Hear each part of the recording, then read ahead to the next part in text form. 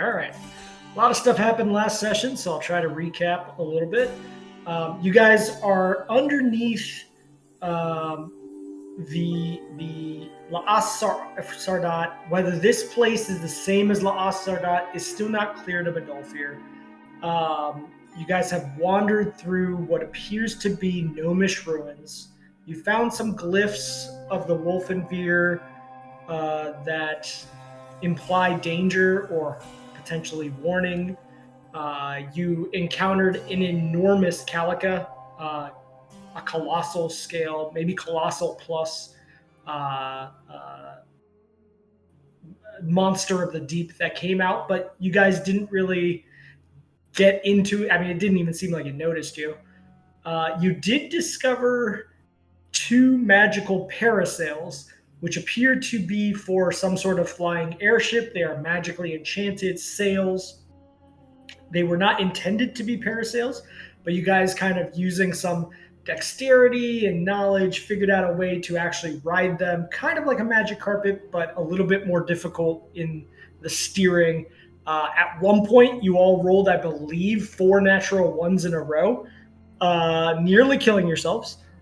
I believe the only reason you didn't was because of Max's save somehow at the end, and he's not very dexterous, if I recall.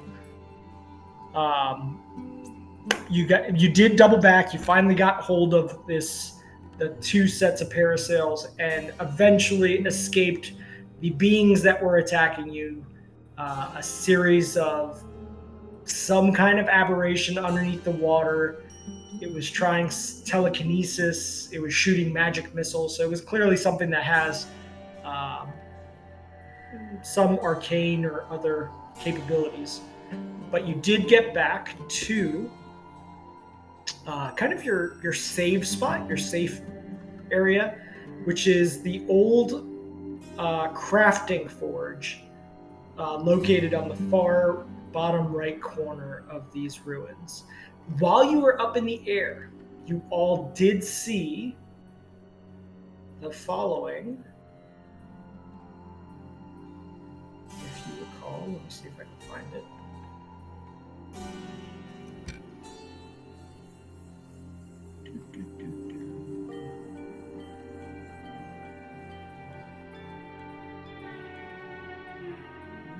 Saw this. Floating over on the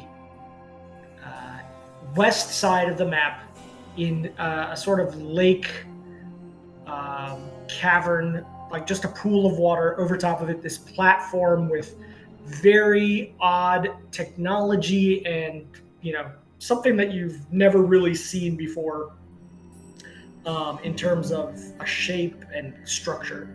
Quite large, but you did not investigate it. You guys continued over to your safe spot, and that is where we left off. I believe you all did already take your rest. I'm checking. Yes. Yeah, these are the numbers after your rest. So, with that, I don't think I rested. I know Has it been a day? I know Madolfer did because he's at 84 and he was far lower than that. Okay, has it been a day since we got in here? Yeah, you can reset your spells if that's the question, yes. Okay. Yeah, I believe these are the after heal check and everything.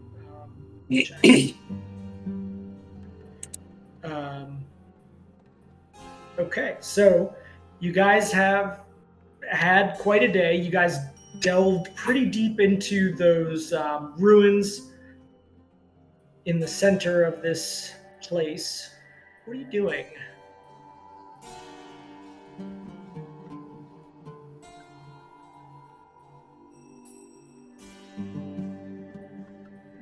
Where are you going? He's like at times he's on the path, sometimes and then other times he's not on the path. So he's recalling the signs and the glyphs and what the glyphs read. but he's not real sure where he's supposed to be. His idea of Lost or Not was a trial, right? It was a trial of one of inner exploration, if you will, like a trial to help him overcome, the greatest perceivable enemy to the Wolfenveer, which is being taken over by the rage. So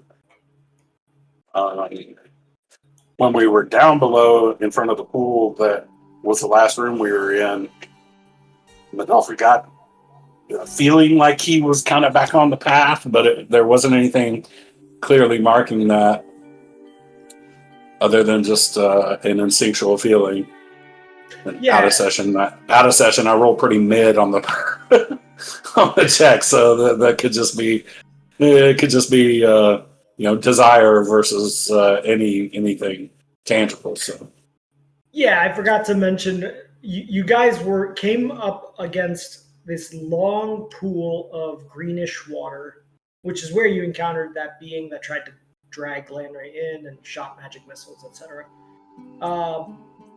You did see on the far end of that a little opening that had that kind of glowing light that the rest of the ruins, at least in some of the more important places like the large castle that you saw at the top of the bridge, it had one of those kind of glowing lights to it. Distant, far off in the water, but, with the immediate danger that you guys faced, you chose to escape rather than try to get over to that opening. I think that's what you were referring to, right, Medolfir? Yes, correct. Mm-hmm. So Medolfir doesn't know if that's like the destination, right? Or if maybe it's something else up here. There's no real sign at this point other than just a passing feeling, right? So Medolfir's kind of at a loss on where we should go. Well, I have thought of two different things. The first is, Medolfir, I'm super impressed. You're descended from a race of orcish barbarian engineers. That's wicked. And number two, we can actually, if we have the parasails, we don't have to go back to that bridge. We can just kind of cross over at the closest point to us, and not have a bunch of drama from where we used to be, because clearly that's not a good situation. Yeah, because you guys flew, so you kind of get a context now of where you saw what you saw. You guys were kind of like here, if you can see that mark. And that waterway kind of started going under various parts that are built, parts that are natural, underneath. And you expect that at some point it comes out of there because you saw light on the other side of it, in that vector at least, because you guys were about here. I'm not seeing any mark on the map at all. You guys were about here, and you were facing towards here. Yeah. So maybe to the south of the map, maybe we should at least go. There's that cluster of houses or structures down here, and we haven't really explored all around this area other than the path we already went. It might not be a bad idea to maybe just kind of go explore what's here and see what we see to the south. I don't know. I thought we hit those houses before we went up to the specifically these. You did. Finnery went in and snuck around, and it looked to be residences, manors. Oh, okay. They're kind of subdivided. They're not all one residence. They're kind of like multiple that live in one large structure.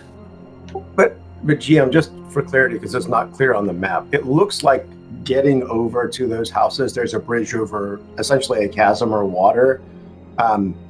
but I'm not sure what's south of that. Yeah. Yeah. So there was a chasm of some sort. You guys did come across that. You didn't see a bottom to it. To the south of these, it just starts becoming sort of natural cliff wall. The curved walls start to go vertical and hit the ceiling of this massive cavern. So you didn't see any like passageways further south or anything when you went towards those houses before. Is that so? The map kind of makes it look like in this little gorge here, that's water, right? Or liquid of some kind. Some kind of liquid. You get the sense at times when there's a little bit of a flicker of one of the green crystal lights.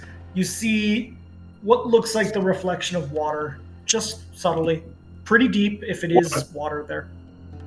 What about to the south of that? Is that also, did we pick up on that? Is that liquidy? Nah, it's down there? just massive rocks and stuff. It's a shadow of the cave itself coming inward. So there's a lot of sort of MC Escher stairs in this particular ruin. If we draw a trajectory out from kind of how we're going, it's possible that liquidy area is maybe connected to that underground lake, maybe. So yeah, definitely.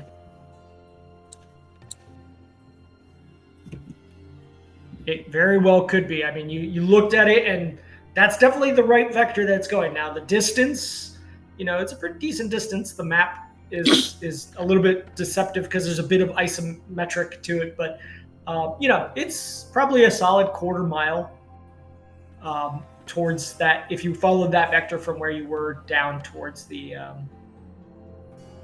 water and the cliff. Yeah. So, guys, what about like kind of maybe flying over, if we want to risk that, to come like explore this area, the southern point of the middle area of that city, just to see what we see what we can find, see if there's any contextual clues that may shed some light onto Medilfir's path here. Yeah, I don't know if you guys can see this, Marcus, but I think either the southern path, like you mentioned it, or we can fly up over the cliff face in the bottom left part of the map to see kind of what's over there, because that's where I think we saw the weird dock-looking thing. So, yep, that is we can just probably slide up the wall. I mean, as a player, I'm like completely intrigued by that whole corner of the map, of course, right? So we explore everything. RPGs, you have to explore every nook and cranny, right? Yep. So I agree with you. I'm like, as a player, I'm super interested in that. I think as RP though, for Medilfir, I'm like, I think maybe I'd like to go like just see what we see over here. I'm kind of interested in what we may find in this building right here, because that's kind of like trajectory wise, I don't know, man. It kind of lines up with where we were facing when we were below. I'm down. Yeah, let's do that. Last time you guys were on the parasails, I believe the grouping was Medilfir with Finri. Yep. And Lanray with Max. Am I correct about that? That is correct, because both Finri and Max were capable of doing a feather fall. I think is what the deciding split there was.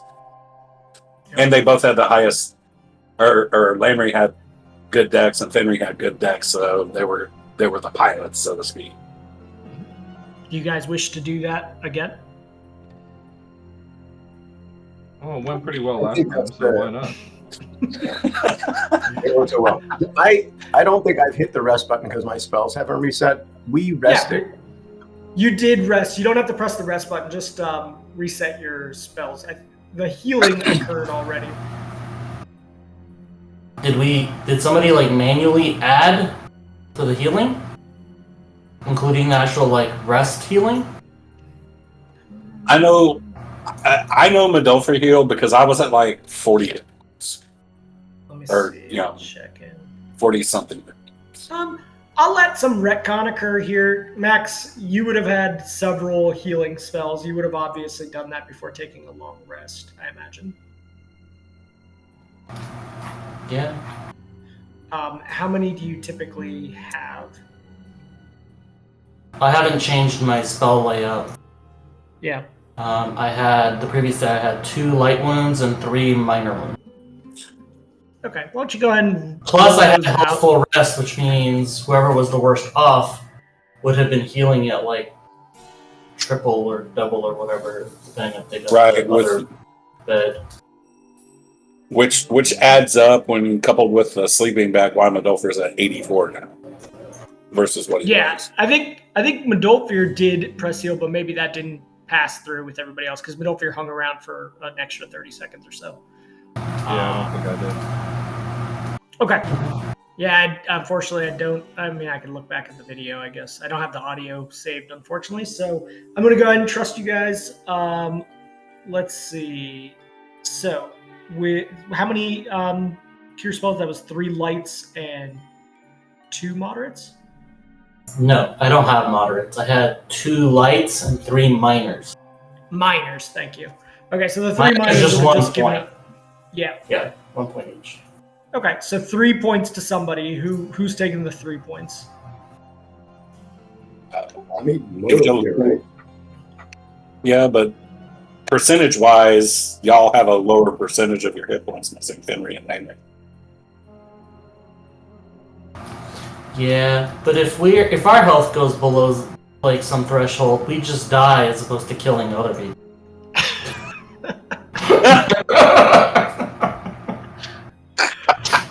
Sounds like 3 to you, Medulfer. Yeah, that's what I'm hearing. All right. Okay. And Max, go ahead and roll out 2 lights. You can just roll the equivalent dice. That's fine too. Okay, so 10 and 8 goes to somebody. Max, I guess ultimately you get to choose who that goes to, unless they fight you off. I mean, Medulfer will take him, but like I said, I'm Fenrir and Landry both have some missing health, so. Landry, how many do you need? Yeah, I need 17. Alright, I'll give Landry the 8 and Medulfer the 10. Okay. And then Fenrir and Landry, you both would also gain your normal rest amount back as well. Well, so healthful rest, I can target 2 people with my healthful rest. So somebody, when they actually slept, would have had an extra. Whether that's, I think Medulfer had triple because of it, but somebody else would get normal double. I think. Yeah. So Medulfer's bag doubles himself +1 because we said we could take turns with it. Yep. And then helpful rest for 2 people get another double, and so yeah. Yeah, so you could probably get 33 because you're even percentage-wise. You're 33. Will that bring you back up to max Medulfer? I'm assuming. Well, I remember very specifically. I already rested, so my hit points were already with the 33 added because I was like close to 40. So the second 33 would go towards another person. Or because I got one of the healthful rests, give the healthful rest to like Landry, and then Fenrir uses a backpack and they each get 22. No, that's what I'm saying is that I target 2 healthful rests. Yeah, that's what Medulfer's saying too. He got one of them, and then one other person gets one. Yeah, so I think with that, everybody but Medulfer would be at full health now. I mean, okay, I get 11 back from resting, right? So that means I get 2 rests essentially. So that I wouldn't need any. I wouldn't need any extra heal spells. So make Landry the target of the second healthful rest, and he gets an extra 11. Yeah, whatever you guys like. I mean, y'all are golden, and I'm good. I mean, I'm at 97. So Landry, you're at full. All right. With that, okay, so where are you guys going on the map? You're going to that blue spot right here? do you want to go to that blue spot, or do you want to go up there by the house? Because I think that's a wall. I think that blue spot's lower than the spot where the house is. I could be wrong. She confirmed. No, you're correct. Okay. Is there anything on this lower part? It looks like there's like two things down there. It looks almost as if it collapsed when you flew over it, like a portion of this ruined city was built in that area, and there was some sort of rock slide or something, because the structures don't make sense otherwise. They're too shambled compared to the rest. So up to the house. Yeah, we can probably walk to the closest part and then go over and then Sure. up. This is also where you saw that colossal calica come up. It was large enough that you actually saw it out of the chasm in here. Yeah. So do you want to go right up to the edge, or where would you go to? I mean, can we look down to make sure it's not like it's going to hide? Can we look down to make sure it's not there anymore? Sure, you guys can like come over here, from a few hundred feet away. You kind of look over towards the chasm. You don't see evidence of a giant kaiju in the cracks.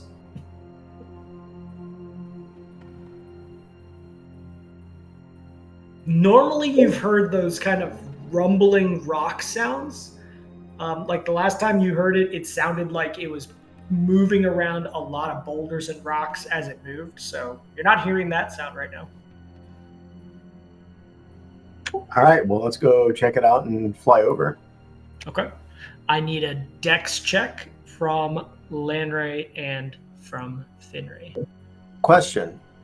Is there any way in our downtime that me and Landray can like practice to get better?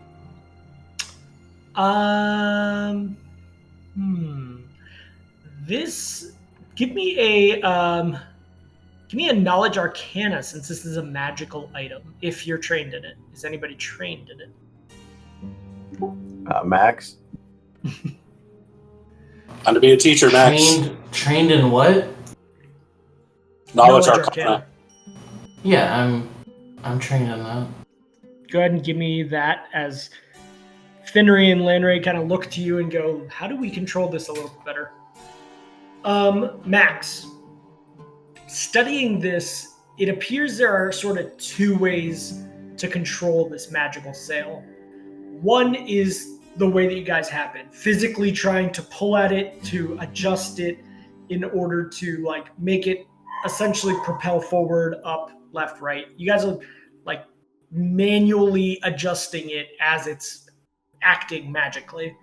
But as you look it through, you're like, oh, this is just like any other magical element.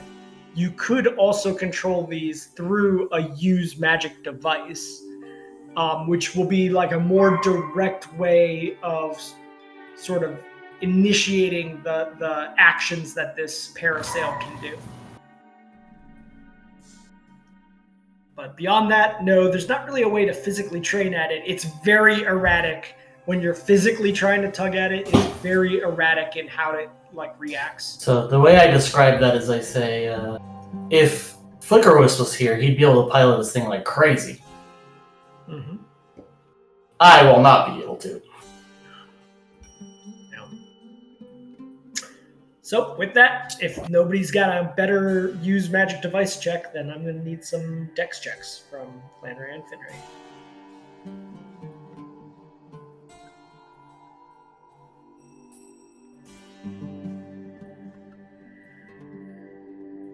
Oh, that's a good one.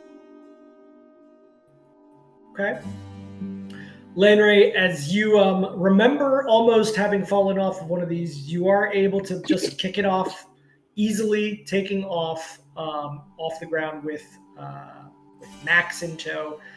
Fenry, it's a little bit of a slower process, but you get the hang of it good enough with Medolfir next to you.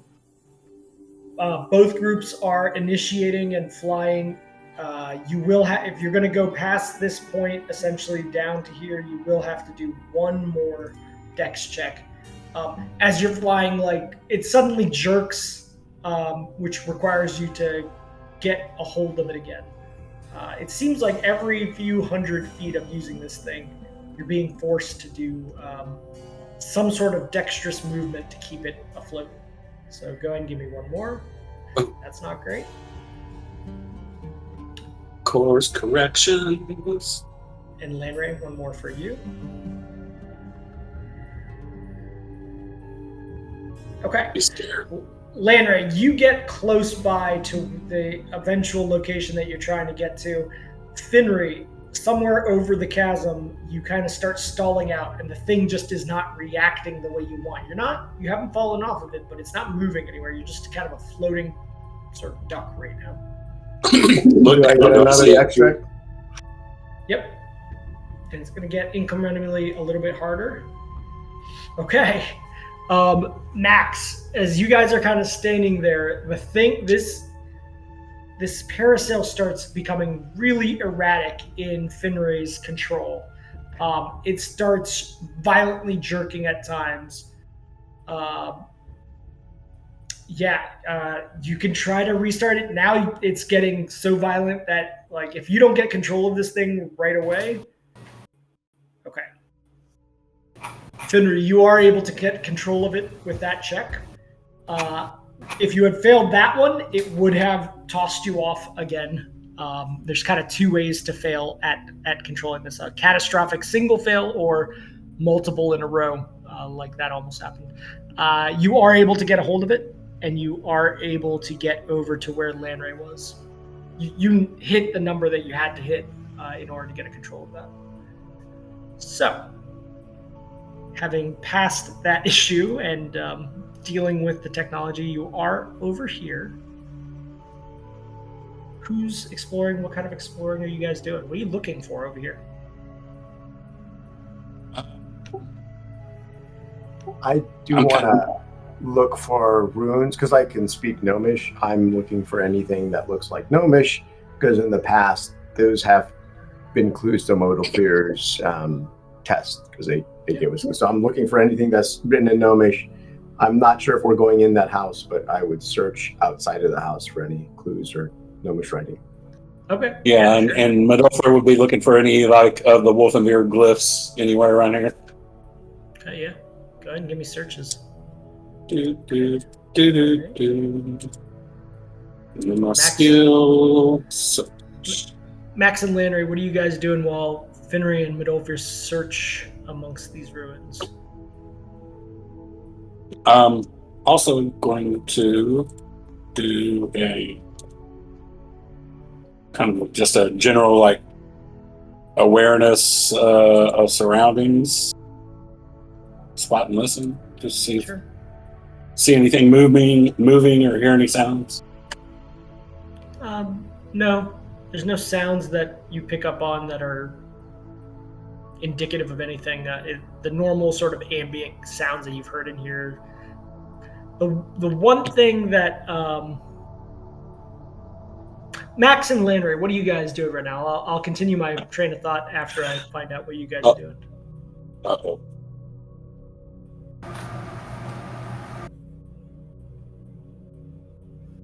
Oh. Standing around stupidly. Okay, that's fine. You can let them take the lead.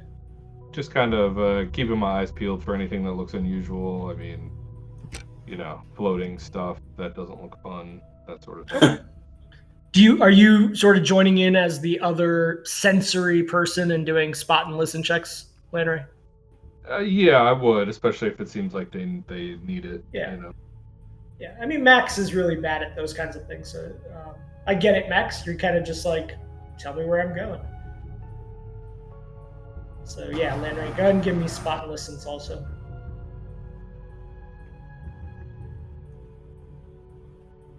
I can roll them. But... Yeah.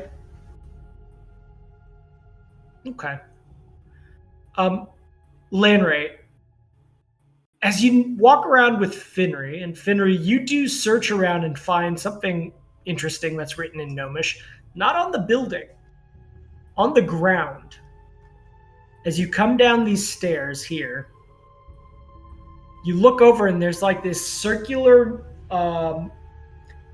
metal lid, kind of like a manhole lid right here.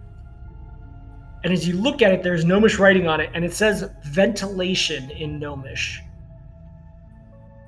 And Lanray, sort of standing around close to Finner, you hear the movement of water distinctly as you approach that manhole lid.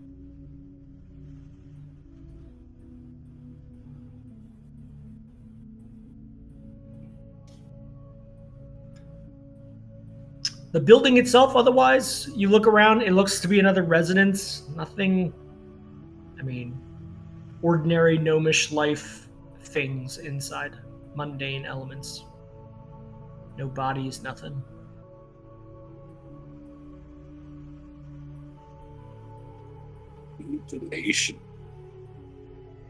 Ventilation. No glyphs. Mm-mm. Nope, you don't see any glyphs. 4 or 5 little turtles. and their rat master.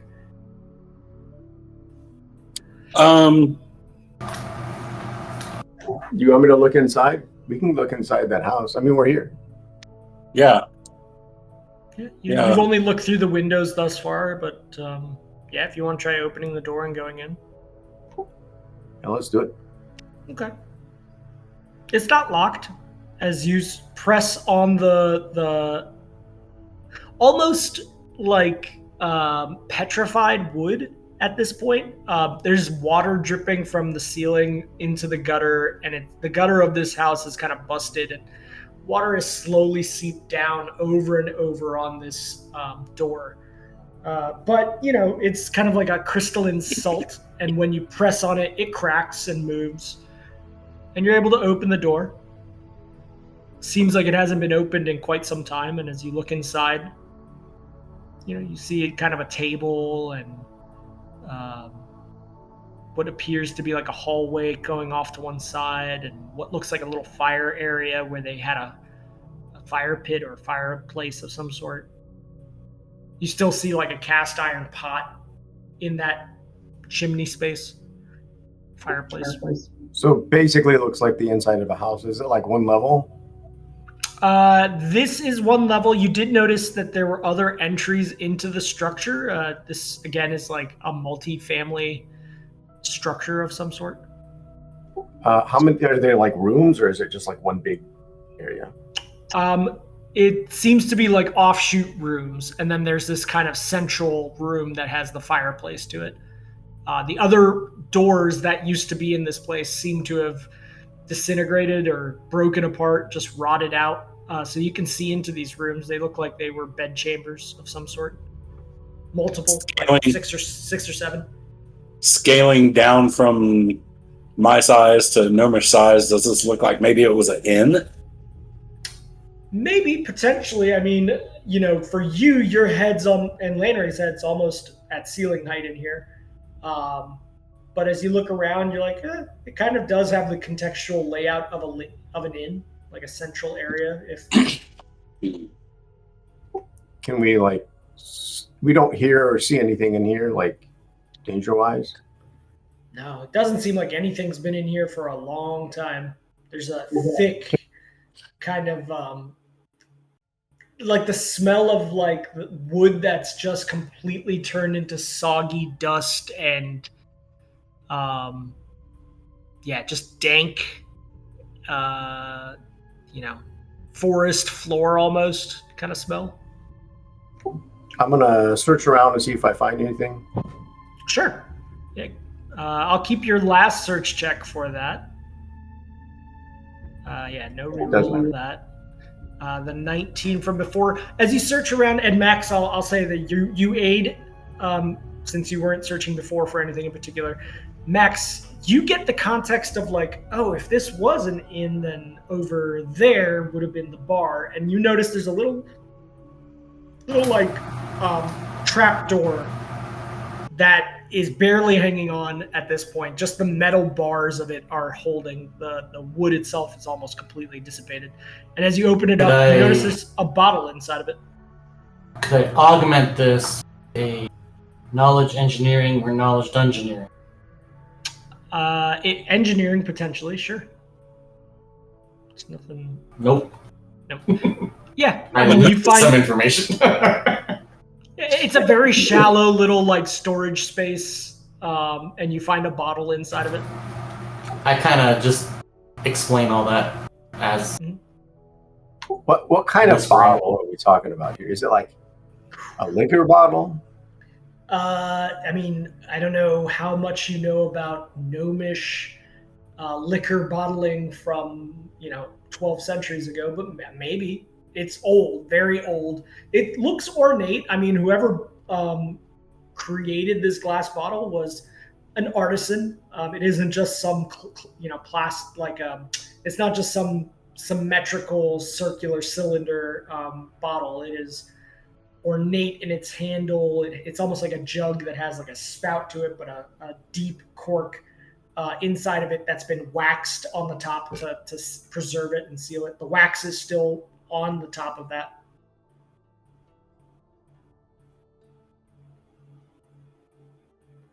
You guys taking this? I unless anybody else wants it, I'm going to put it in my little backpack. Okay. It weighs 2 pounds. So just mark found gnomish bottle. I'm going to just drop it in the handy haversack. Oh. Yep. Whatever it is, I guess we'll get. Unless we're going to appraise it here, we can just do that later.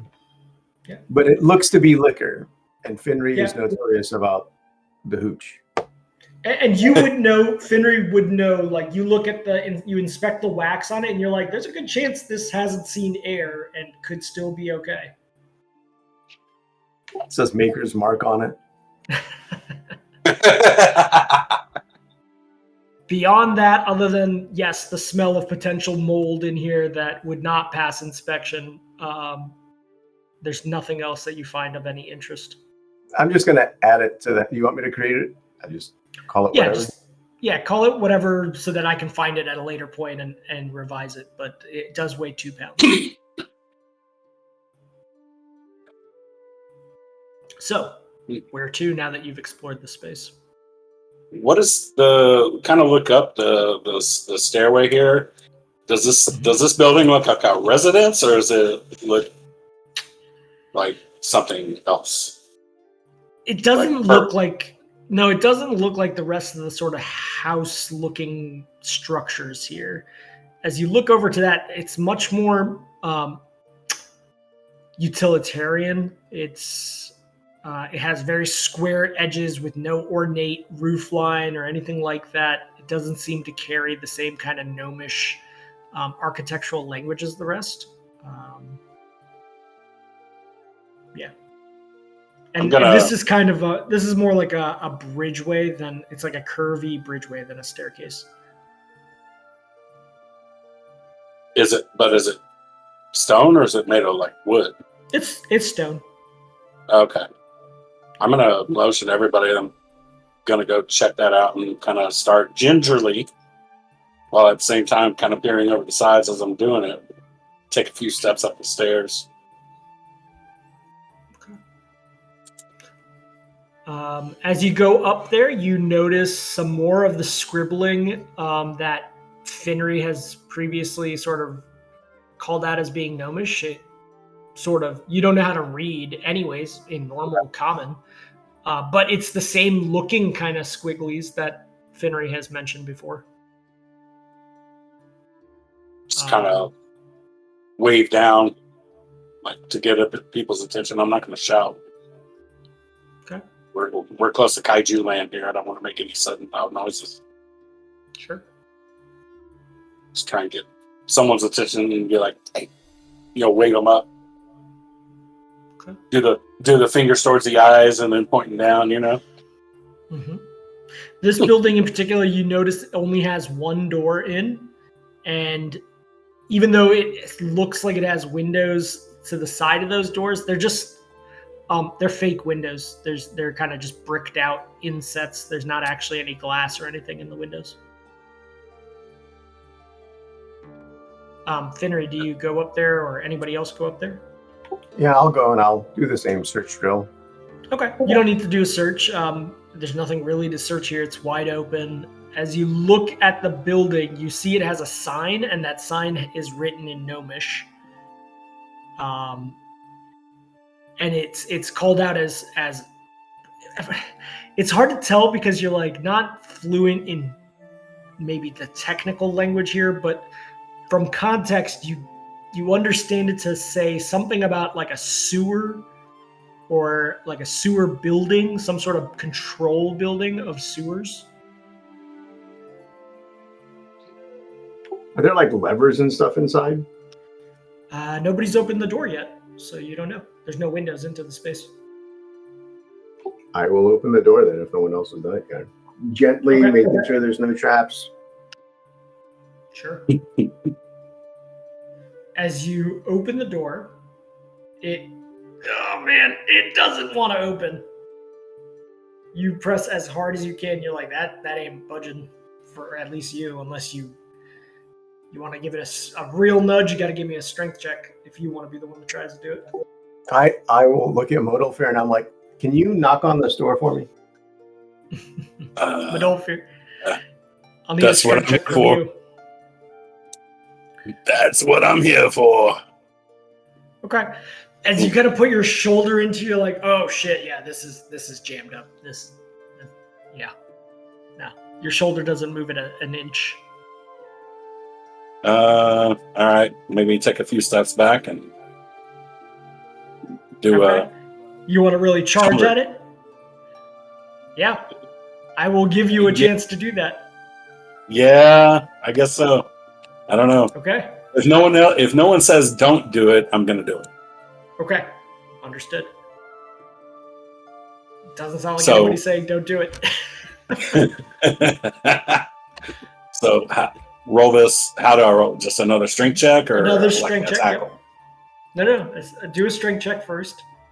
Oh my god. Okay. This You gear up to like charge at it, putting your shoulder into it. As you ram into it, it gives you strike it with as much force as like a linebacker running full strength into somebody. You take 5 points of Jesus. bludgeoning damage. I mean, you were coming at that so hard that like you rammed into your shoulders like you're like, oh, that's gonna be bruised for sure. It did not budge. This thing is, first of all, potentially some sort of metal backing on the backside of whatever this like material is on the front side of it. But also, who knows how long it's been settling here and not touched. So this does not have any windows. It's just this door. Yes. And the little insets next to the door are just like faux windows. There's no actual glass in it. They're just stoned up. I'm going to try to just push the door open with my strength. Okay. Go ahead and give me a strength check. Yeah, as you put your hands into it and your feet start like sliding out from underneath you as you're pushing and trying to get like a foot grip, and the thing is not moving at all. Like it. I look at Modal Fear. I'm like, this door doesn't want to be open. Actually, it's pretty violently about. It pretty violently doesn't want to be open. I'm rubbing my shoulder still. All right, Max says, "All right, boys, move aside, move aside." Max like does a little winding up motion as if he's going to run into the thing, emulating Modolfir's wind up. Sure. And right before he starts running, he just puts his fist out and uses the Ring of Ram. Okay, nice. Are you using multiple charges? I'm reading it. I know it can do it. I think it's with 2 charges, it becomes a 3d8, if I remember correctly.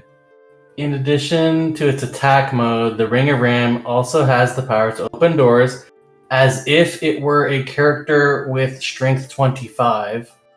If 2 charges are expended, the effect is equivalent to a character with strength 27. If 3 are used, is strength 29. So which of those do you wish to attempt? How important is this door, guys? Well, I was about to walk away. No, 3 charges. Jesus. Okay. All right, so That's a plus 9. If my strength is 29, then what do I roll? Just roll a 1d20 and add plus 9 to it. Okay. Plus 9. Great. That's awesome. The Ring of Ram, like, there's a pulverizing sound that happens as it strikes, this force energy that strikes it. And for a moment, it looks like you could have sworn it just nudged maybe like a half inch. But no, it's still there. Cool. Very I told you nice. it didn't want to open. Let's just go to the next one. Yeah. Well, I mean, if this insane artifact cannot open it, it obviously is not meant to be open. Yeah. There's probably like a portal to hell in there. You don't want that. Landray, do you want to try opening it? I'm just gonna say we should figure something else out. Okay. Landry, you size up what made me. 20 and then open the door and we'd all be looking bad.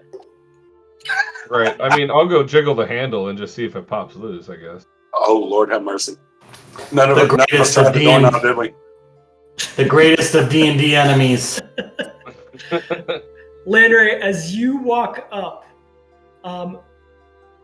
you notice something odd about the handle to this door. There seems to be some sort of like mechanism to it from the external side. It's not like, it doesn't look like a keyhole or anything like that. Almost like places where like fingers would fit, but little fingers. Like it's a door handle, but then you see these little holes on the back side of the door handle inset into the door.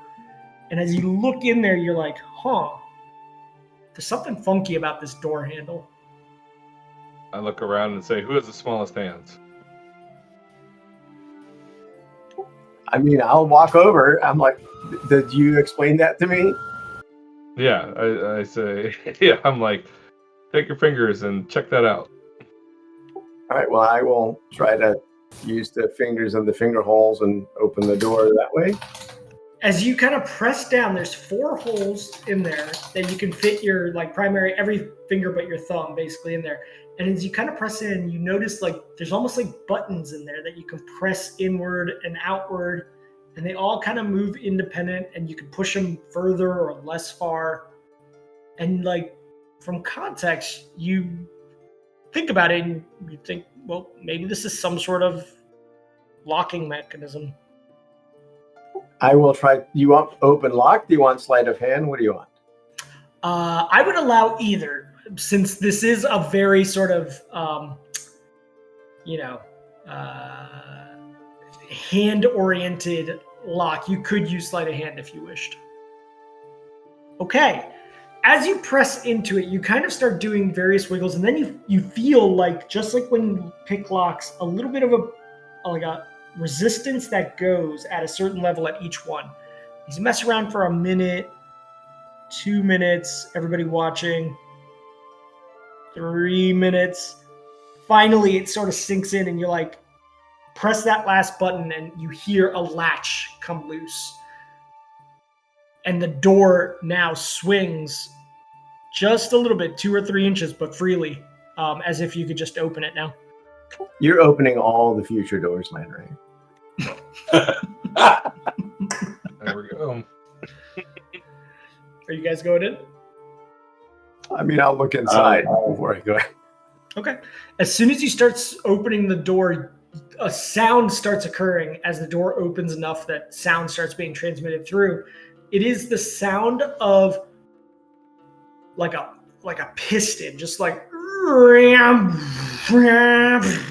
just something moving back and forth. As you open it up and look inside, those of you with dark vision can see what is clearly like some sort of screw-shaped piston that is going up and down into a large well. And you hear the movement of water in here. And on the wall, you all see a series of levers that are pretty close to where this enormous piston comes down from the ceiling and into this hole. Is there any writing, instructions? Yes. As you look at the levers, one of them says, "Do not touch" in Gnomish. It's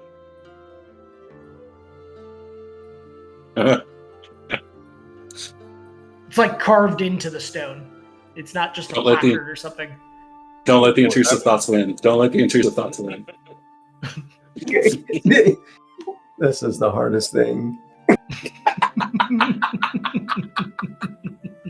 Is there only that one lever, or are there other levers? There are other levers. None of them have particular. There's no like labeling under them. There's 3 other levers, and then this one that specifically says "Do not touch." That looks just like the other 3 levers.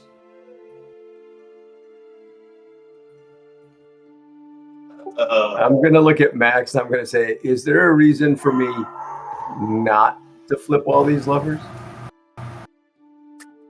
Max stares off into the horizon, into the far cavern wall, and thinks.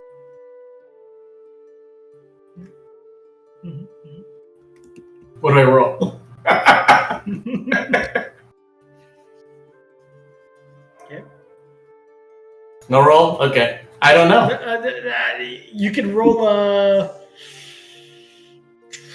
I mean, like... Yeah, you can roll a knowledge engineering. Okay. It's a 19. Okay. What kind of answer do I give him with a 19? So, there's a distinct rushing sound, like a movement of water sound with each time the screw comes up. You don't see evidence of water. You take into consideration what you're seeing, and you believe this is some sort of like a screw pump that is pressurizing water down below, and that the levers are probably controlling the rotation and or the depth of the piston that is sort of going down into this well. Why one of them says "do not touch" versus the other 3?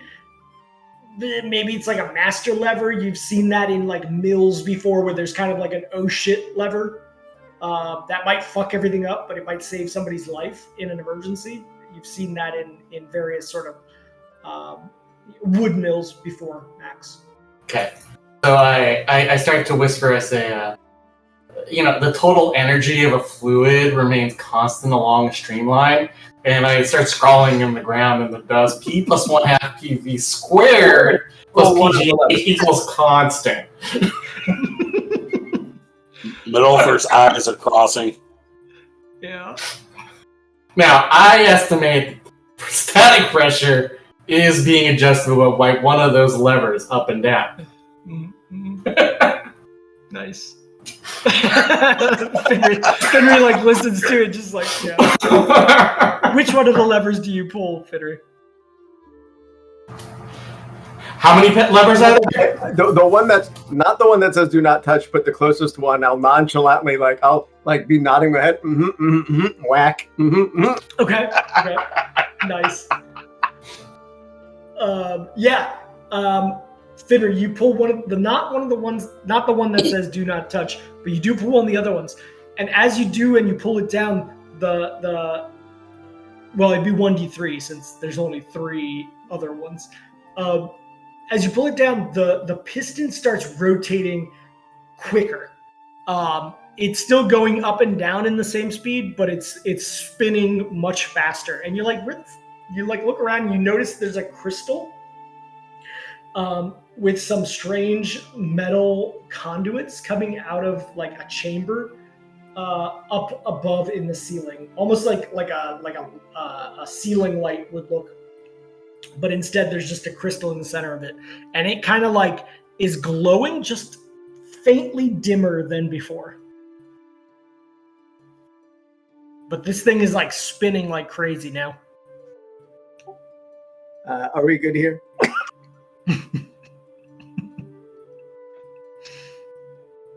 Yeah, the sound of water, by the way, those of you who are listening from the last listen checks, the sound of water has become much louder now. It's like a torrent sound as opposed to like a stream flowing sound. I don't want to add more water. I want less water. So I'm going to flip it back and try a different one that doesn't say do not touch. Okay. As you press another one down, Max. You're like, what's that? You're like the guy in the plant that's just can't hear shit. You hold down the other lever, and all of a sudden the piston starts moving up and down faster. And some of the it's slowed down in its rotation, but now as it comes up, it's pulling water up, and the room starts getting this little splash effect from the screw as it comes up violently now. There's also like a thumping that's happening each time it comes to the full sort of top position with this lever the way it is. I'm going to loudly say, my job here is done, and walk out. Okay. Good. Yeah, this thing, this motor is like. Did that light when Fenry? Sorry, go ahead. I'm sorry. I had my mic on accident. Oh, okay. When Fenry moved the lever he originally moved back into the original position, did that light seem to increase? Yeah, it undimmed. Undimmed? Yeah, undimmed a little bit, but then when he pulled the second lever, it dimmed back to approximately the same level that the last time he pulled the lever did. So I don't know if he actually walked out, but if he actually did, I'm gonna pull that lever back to its original position. Okay, the kind of thumping that it was making, the thump, thump, thump, thump, calms down, and it starts going up and down in the same kind of speed that it was before. The water that was coming out of the spinning screw portion that was becoming visible at the top has stopped coming up now after you pulled that lever. Max is there a noticeable smell to the water? No. Okay. No. Looks like water. There's one other lever and the one that says do not touch. I'm going to peer intently at that crystal, and even though I don't know what I'm doing character-wise, I'm gonna use my detect magic. Okay, yeah, you can do that. Does it appear magical? Yeah, as you focus on it, there is a magical aura coming off of it. You sort of, uneducatedly look at it and you're like, the crystal is giving off magical essence. I'm gonna point that out to Max. Like, hey Max, that thing is shining like all of our shiny stuff does. Interesting. Too bad I don't have the spell magic. I could. Yeah. Because I'm not allowed to. I mean, I can try to do a use magic device, but it's terrible. That's more of a... It's usually for, like, wands and scrolls. I don't know. Yeah, to actually use Max. the magic device. It's for items that are spell triggered, as far as, like, how they're made. Yeah, this looks more like it's using conduiting energy for this. If it's like activation use, then use magic wouldn't make sense. Pull the third lever, not the one that says do not. Okay. Max sticks his finger just like 2 inches away from the one that he's talking about, that not to press, and I said, "This one." Medolfer, as you pull the third of the unlabeled levers, the screw piston, it starts disappearing down further and taking longer to come back up. It's moving at the same speed as it was before, but it's seemingly going now lower, and all of a sudden you are once again sort of seeing a little bit of water being pulled up as it comes up. But it's going on a much longer cycle now. Instead of like 1 or 2 seconds, it's now like every 6 seconds kind of cycling. Does the crystal dim when it engages? It does.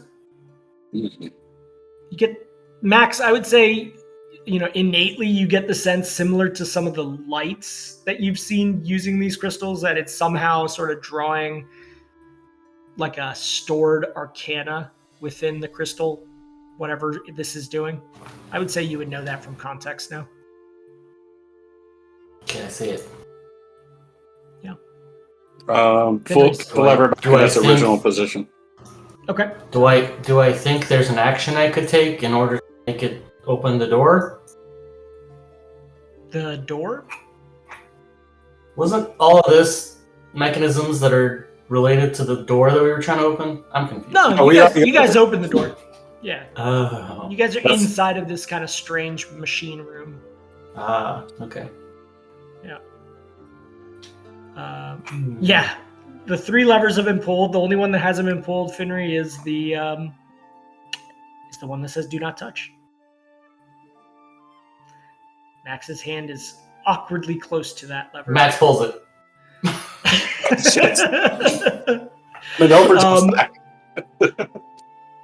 Okay, as that is pressed, every sound that was happening in this room that was making you almost deaf, Max, it's like a sudden relief of sound. You're like, that's so much better.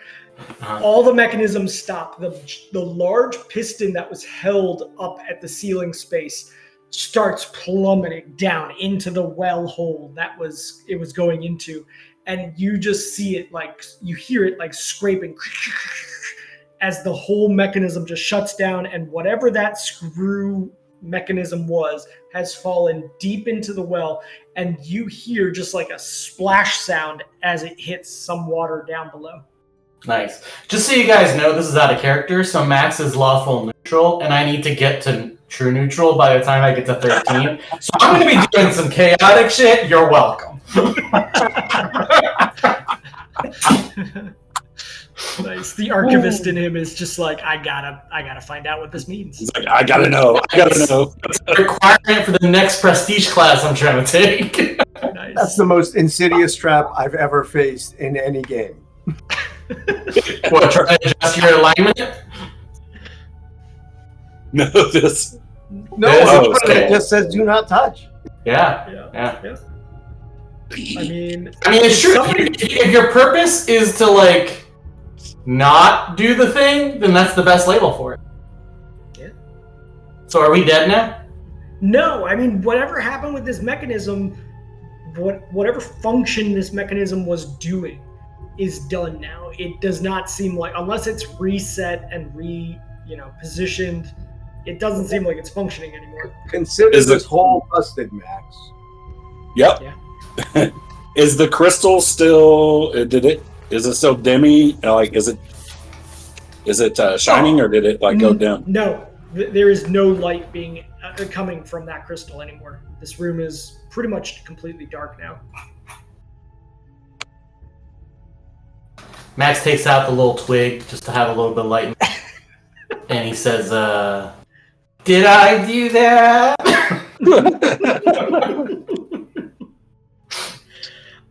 You do see this giant hole in the middle of the room now that the piston used to go through that is, 6 foot diameter. So he unbusted a hole. Yeah, it's now a hole. It didn't used to be. Oh, man. You just sent a big screw down this hole. You just made us become the very thing we swore to destroy. Max falls to his knees and very, very quietly yells to the ceiling. Not yell, like a whisper, like a silent scream. You know what I mean? Like a movie scream. Like you just no noise, just absolute anguish. Yeah. He's defeated himself. Okay. Well, obviously our work is done here. Max says, okay. So Modolfir doesn't have... You cut out. Modolfir doesn't what? Modolfir doesn't have Detect Magic going anymore, does he? It only lasts 1 minute for Modolfir, I believe. Yeah. Okay. I'll run it. I've got it prepped. Okay. Alright, so... the same stuff that he was looking at and saying that there's magic. Is this That's still... the crystal that's no longer lit up. Yeah, as you look at the crystal, whatever aura Modolfir may have seen coming off of it, it's almost as if it's been turned off. There's no aura coming off of it now. Max looks at Modolfir and says, I don't know where you study Arcana, but I think you're wrong on this, Modolfir. You just, this is a red herring, okay? I mean, clearly these gnomes had discovered hydropower, so. Yeah. Interesting. Um, It seemed more like this was empowering something and the water was the effect. I mean, rather than like a mill. Like, you've seen mills before, the movement of water would be turning the screw. This was almost like the screw piston was moving the water, if that makes any sense. Like a pump. Yeah, like a pump. All right, stop looking for aura. Let's go to the next building. Okay.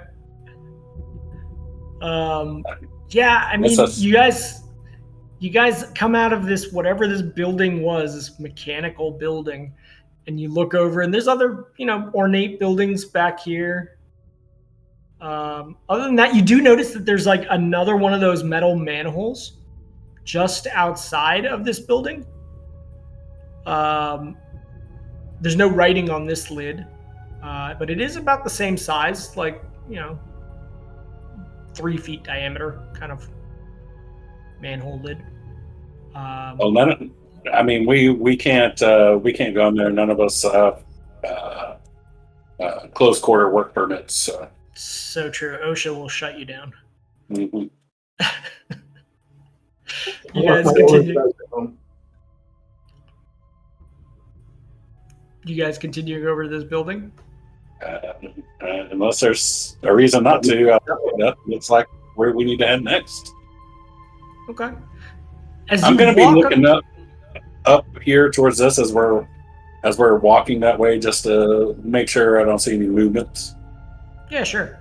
As you walk across here, you do notice that pool of water and the step well that you saw before down below here again. Mm-hmm. It's a good 30 feet down to the water edge. You guys were previously kind of standing on this ledge, which is about 10 feet lower than where you are now. You approach this building here. You do see the cone building, by the way, up here. You've gotten pretty close to it. I'm sorry. When were we here? That was that place where Landray almost got pulled into the water. Oh, I thought that was like under this. Oh no! Hey, what's going on with the water under at that stepwell area? Yeah. As you kind of look over, you could swear that the water level is lower down compared to where you guys were standing before. Oh yeah. Wait, definitely more steps down. Sorry, I need clarification because my brain is kind of warping right now. Mm-hmm. I thought we were like in an underground chasm when we were sitting in front of that water. No, if you remember correctly, there was an open air. This is how you flew out of there and got back to your safe area with the parasails, is you took off from there. You always saw the overall cavern ceiling above you guys, but it was like 20 feet down, so you guys would have had to climb out of it if it was just by climbing. And that's where we are now. There's a in that stepwell area, there's a hole that leads to underneath the house with the cone in it. But So, like, when we kind came of- out of that, Oh, no, I thought when we were on the ledge and the water was in front of us and we saw the chasm exit right past the edge of the water, I thought that was to what would be the south. You're saying it's to the north? No. There was kind of like a cave opening into what probably was some of this stuff that you just walked over. By just context of direction, you kind of get the sense that whatever you saw was going underneath all of this. So there must have been a slope to it or something. Okay. Well, then, in that case, as we're walking this way, right, Nadolfer's going to have the sword drawn because the last time we were near that water, something shot magic at. Okay, noted. You guys are dragging these parasails behind you still, right? we're not dragging them; they float. Okay. Yeah, that's true. Yeah, they're not touching the ground. You kind of are tugging them along with you. You can also, well, we can't really roll them up. They're Not easily. I mean, with enough time, you might be able to get them into a cylindrical shape. but then they wouldn't fly. Yes, they wouldn't fly if you did that. Yeah. So, hold on. So that ventilation hole that we saw here is potentially kind of in the area beyond where we saw the back cavern entrance to the water. Potentially. It was sort of in line with what. Now that you're getting context here, it does seem like it was due south of that where you were looking. Yeah, I totally thought we were in like an underground cavern and that had a opening to the open air, which is what we flew out of. I didn't realize it was like this part of the map here. Yep. And you guys Sorry, were kind of in the yeah. whole thing is underground. Yeah, exactly. The whole thing is underground. Well, underground square. Sorry. Yeah. It's like when there's an island in the middle of a lake and that island has a lake inside of it. Yeah, exactly. Okay. There's a place on Earth where that repeats 7 times. Yeah. For this new house that we're in front of, does it have like a door and windows? And Yeah, it's very similar to this structure that you guys were at. As you look through the windows, you see multiple doors opening up. Can we just go in and search around, or do you want us to do more checks? No, you could sort of look in mundanely. As you open the door up, it doesn't have any difficulty in opening. You start searching around. It takes you a few minutes to sort of get your bearings and look around. There's nothing of interest. There's some old like pots and things, some really beaten up looking furniture that you think if you sat down in it would just break apart. This does not seem to have anything interesting in it. Okay. Are we going to go to the next house? Yeah. You do come to a point.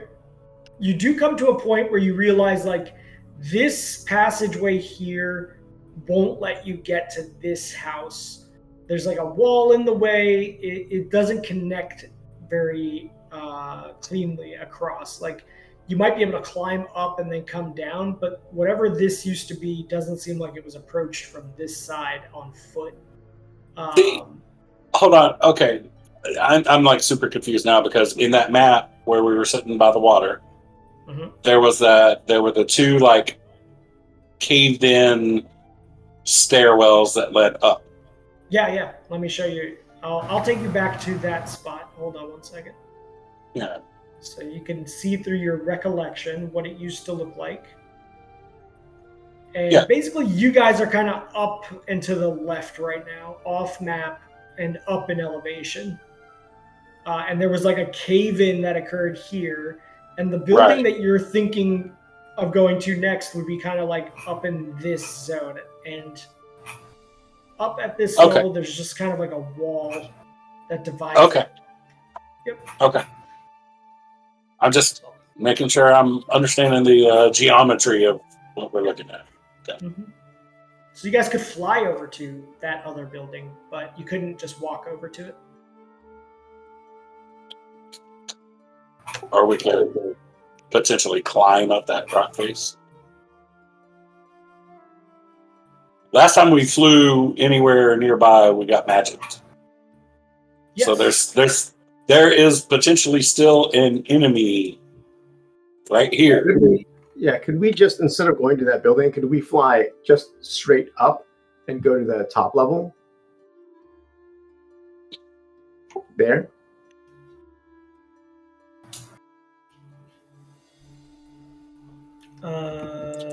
Yeah, you could fly over to there if you wanted to, yeah. With your parasails. You'd have to do the dex check and everything. Yeah, okay, let's do that. And then that way, and this staircase that goes down, we could walk down to that place though, right? Yes, correct. Yeah. That wall that you're coming against seems to be the sort of like foundational elements of this very large staircase. Yeah, are you better with that modal fear so we're not like flying across that waterway? Yeah, I mean, either way, but yeah. I mean, let's be prepared that we may have some more magic slung at us. Mm-hmm. Sounds good. Okay, if you guys are flying, give me dex checks, Flannery and Finnery.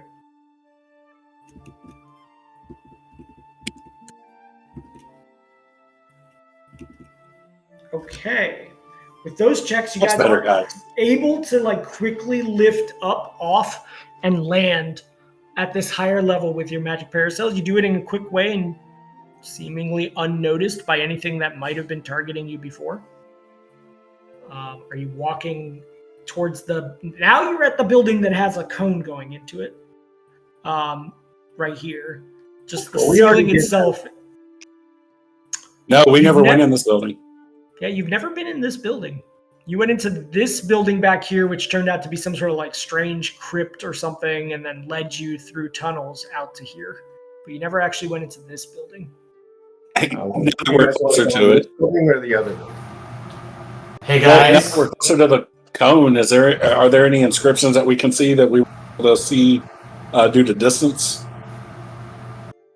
No inscriptions. No. Okay. Hey guys, do you think it's gonna have a door? Oh god.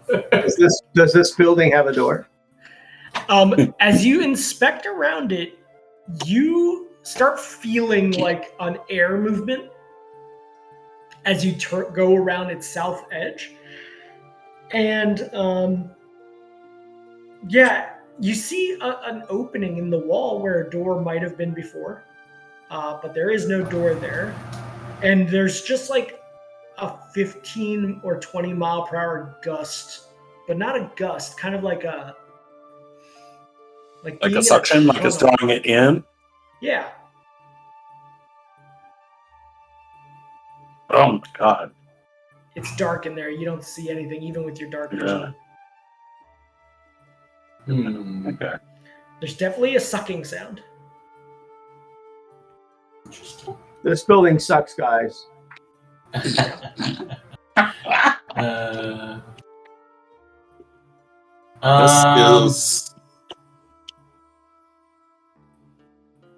So Max is going to kind of look down that hallway, and obviously he can't see anything because he's human. He's going to cast dancing lights into the hallway. Okay. That certainly helps. As the lights go into that space, obviously they are unaffected by the movement of air. As you peer in now into what is a brightened space, it goes a little bit further in than you would otherwise suspect. So Modolfir, it's outside of your dark vision, but now that the dancing lights are moving into it, that expands. And Lanray, you first notice a large hole at the center of this room. I'm gonna maneuver the lights like a lure around that hole, like trying to get the attention of anything that might be in the hole. Yeah. Is there a skill for that, or is it just like a thing bluff that check? happens? Yeah, I don't know. You can use a bluff to kind of like feint bait. You got to jig it. Right, I got an 8 on that. Yeah. Okay. No, but as they move around now in a different pattern, you notice various anchor mechanisms on the walls that have snapped. It is very similar to what you saw in Elijah, Max, in that one room. But nothing reacting in here. Skip this building. Okay. I don't remember that Elijah thing being good news for us. No, it was pretty bad. And there was one of those little things that like to charm you to draw you into it in there too. Yep, totally. Is there a way for us to go down these stairs without being sucked in by that air? Yeah, I mean the force when you just pass by the front of this door is only like a 15-mile-per-hour wind. It's not strong enough to move you at all. Oh, I didn't Let's remember go to the that little token. building on the bottom. As you cross over and come down the stairs, you now see much more easily, Medolfir, that sort of opening in the stone structure. It is most certainly lower in elevation because whatever's happened to the water here, it's almost draining out of that space. And that opening is widening. It's getting taller. Water is definitely flowing in that direction, and maybe over time this whole thing might empty out. This pool of water might empty out. You do still see that opening right about like here-ish. Can I make just kind of like, last time I was in front of that water, I kind of got the feeling like maybe that was back on the right track. Can I kind of like search my feelings and see if I get the same feeling again? Like the Marie Kondo, does this bring joy? Sure. Yeah. Yeah, I mean, you don't need to roll anything for that. As you look at it, there's a part of you that the adventure is what motivates you. And as you look at this opening, you know there's something of importance here. Like, whatever that's leading to is central to everything that you're seeing here. The pump, this cone building. Something is very intriguing and unique about that, for sure. But does that right? The adventurers draw to it, but does that share any kind of sense in me that it's part of lost or die? Right? Give me a wisdom. Quest. You can give me your once a day wisdom check to see. Right. Come on, guy. Come on. Yeah. Can I buff him? You could buff a wisdom check. Too late. It's already rolled. Never mind. Medolfir, to you, these two paths are the same. Okay. It has always been the same for you. Like, that's just how you've gone through life, right? Fair. Yeah. Is there a door? There is a door to this building. It opens quite easily. As you look in, you see a space that seemingly things have been in and out of. And you do notice now, like off in the side, one of the windows to this building has been broken before. How long ago? Unclear. But there has been movement in this building before. There's not much to it. There's only 3 rooms here. You're in the current entry room, and it's a small building. It goes off to the left and right from where you are. You wish to keep going in? Yeah, I mean, I don't hear or see anything inside that's alive. I would go inside and search. Okay. Yeah. I mean, I would also throw the dancing lights because it lasts from. Yeah. I can see in the dark, so I wouldn't need them, but that's fine. I need them. As you all search through Finry, you come across a spot in the ground that seems different as you like put your foot on it carefully as you're moving around, and it feels almost as if it's hollow underneath as your heel clicks on it. as if it's a false floor. All right, I will try to open up that false floor. Okay. As you sort of use your hands nimbly on it, you notice that whatever tile this is on top is easy to move. And you are able to sort of pull it up, getting just like your dagger, like a dagger in there, and just kind of nudging it up.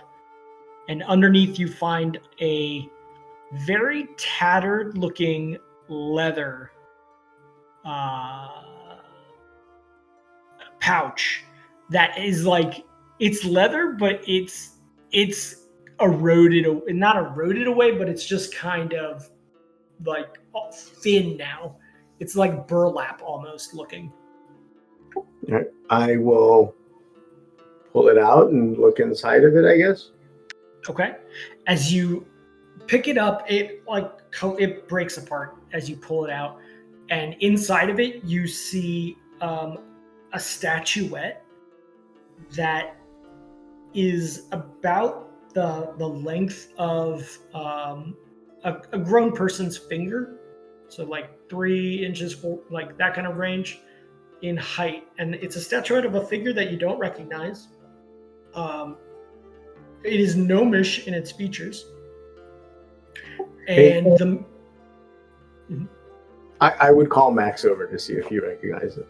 Okay. I look at it.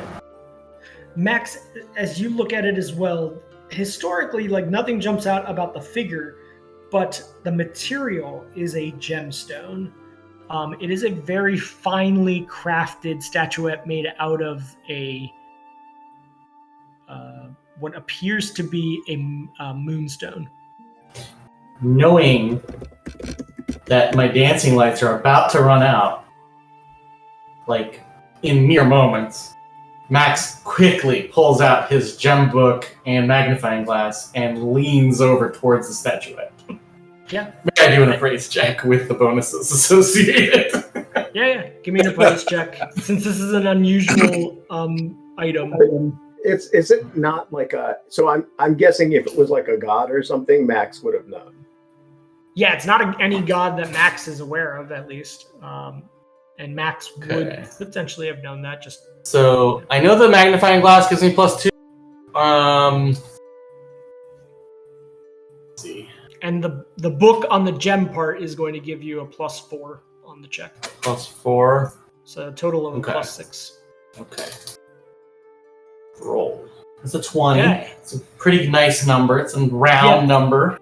You estimate, because of the craftsmanship of this and how much gem there is, like, this could be worth upwards of 1,200 gold. Max says, yeah, this could be worth like a... Oh, you're breaking up bad. Max tells everybody... I think maybe the storm's coming through for you, Max. Can you hear me? No. Yeah, you just kind of are going in and out a lot. Max says that he thinks it was worth 1,000. Oh, okay. Okay, Chaos Agent. A little bit of embezzlement. And really going that dark story path. Amen. Yeah. Let's grab that bad boy and go see what some of the other houses have. Okay. Yeah, you guys are just looting old gnomish houses at this point. I mean, I'm hoping we'll go in one and there'll be some, like, I don't know, barbarian things. But at this point, I don't know what else to do. No, there is zero evidence of any orcish or barbarian culture here. What you have found is a very refined civilization with mechanisms and technology that is unusual, and statuettes of fine gems. And magical parasails. Yep. Well, let's go check out the rest of these houses and then slide over the top to the other place. Yeah, as you search north, I'm guessing you want to go back over to here? Yeah. Okay. Yeah, I mean, there's like 1, 2, 3, 4 houses on that row, and then we can go to the topmost section. Yeah, I'll fast forward a couple of them. This one, as you search through it, appears to be just a mundane house. This one is larger. This seems to all be one structure back here. And there is a public element to it, it seems. This doesn't seem to be housing. This is some sort of representational building of grand stature. As you look in... Sorry, go ahead. Yeah. No. What's the spot check specific for? The spot was to look around and see if that shambling hypno plant was anywhere in eye view. No, this entire time as you've been moving around today, the only things you've been seeing are those oleaps up in the air. There's like a stillness in the air right now. So as you spot around and search Finnery, there is a door that leads into this place. The windows, as you look in and peer in, from the inside, you get the context of like shelves, lots of shelves, up on fine ornate stone structures. There's columns inside of this building. Maybe it's some sort of like place of grand learning. It kind of reminds you of the planet. If that's the case, I think we should do the Take 20 search in this area. Because it seems like I said, this is a place, if there was any loot, like books and stuff, they would be stuck here, right? Yeah. You guys want to take the time? Yeah. Max is yes. Yes from Yeah. Okay, yeah. As you push the door open, which does give way, just needs a little nudge. There's like a poof of dust that comes out from behind it. And there is a smell of very old paper in here. Like a very old library. And you can see evidence of potentially where books used to be placed on these shelves, but the spines and the bindings have completely withered over time. And what you're left with is various sheets that have remained over top of piles of other sheets that have completely like turned into mush. It's actively decomposing what's in this room. Max, as you look around, you do find paper strewn of very interesting symbology. There's more sort of diagrams that you find that, if maybe there was some context to them, would be something you could study, but separated from the rest of the book, just as a loose paper, it kind of just looks like scribblings to you. You can't pull context from it. There is a long hallway that extends out of this initial entry and antechamber room where there's just piles of papers now. And that hallway is behind a set of metal double doors that are quite tall. Is there... Can I read anything? I mean, I do speak Gnomish. I'm assuming some of the stuff is in Gnomish. Yeah. Is there anything I can understand either from reading like a sign on the walls, especially about the door, or anything about this building? You took a 20, so you guys are going to be here for there's just a lot to study here. So that would be like a 4-hour like search is taking a 20 in a space like this. As you look through the various papers and start reading it, there's a lot of Gnomish writings here. Some of it is just books like poetry. You find a discussion of Gnomish cuisine, almost like a critic's discussion of an inn in a place you've never heard of. Is there the things I would be specifically interested in is either books about the city, books about ships, books about barbarians, like anything that would relate to what we're kind of doing, or the other one is that whole circle and the end of the world thing that we got from Thunder Thighs or whatever his name is. Yeah. I would say in a 4-hour period, I need you to roll me and it's only because you're looking. I mean, this is like finding a needle in a haystack in a context. Roll me that 1d100. I want you to hit a number. Okay. That wasn't it. Yeah, high is bad.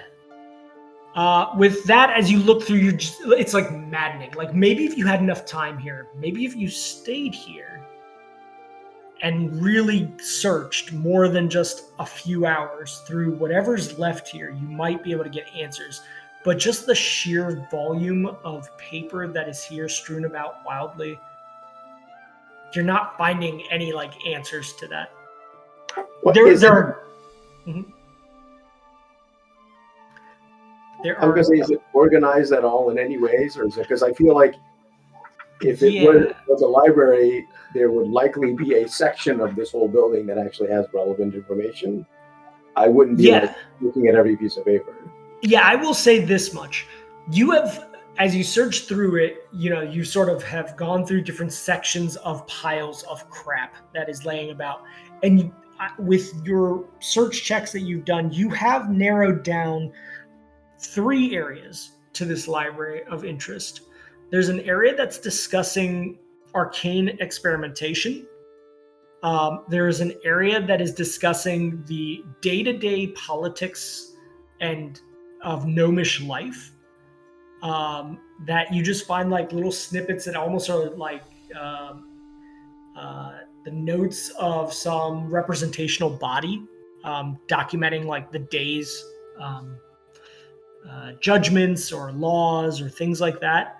And then there's definitely an area of it which is just almost like a fiction section where, enjoying books for the sake of it being a book. So whatever city this was, it was more than just writing for a function. There was writing here that was for leisure. Can Max identify in some? Can you? Sorry, Check you it out broke out. again. Can you identify what? Can I identify in the category a naughty book? Okay.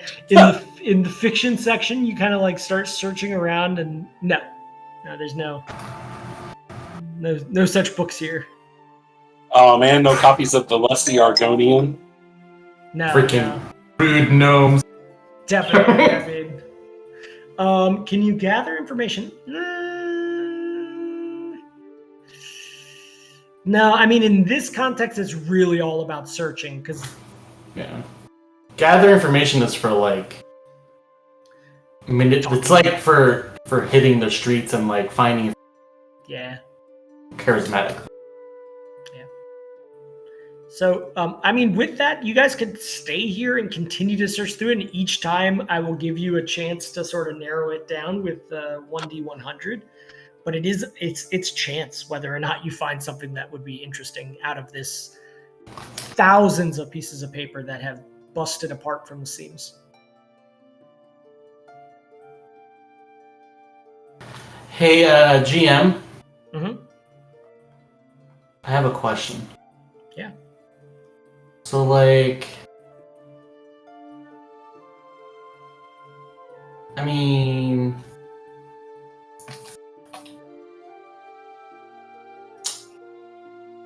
Is there one book that seems to be just way more amazing?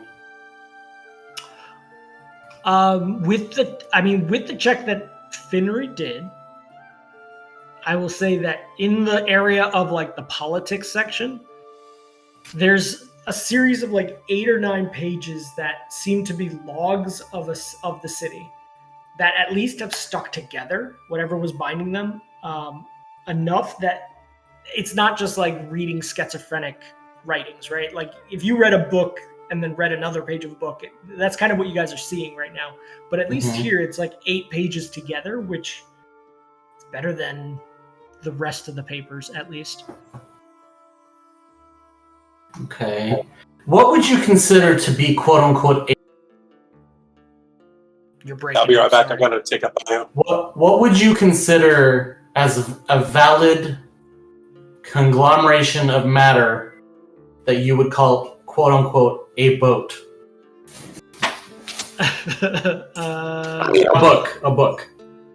A book. I guess it's just several pages of paper that are held together. I don't know. If I pile a bunch of pages on top of each other, are you trying to like use fabricate potentially? No. Oh, okay. I need to be able. I need a spell that targets a book per round.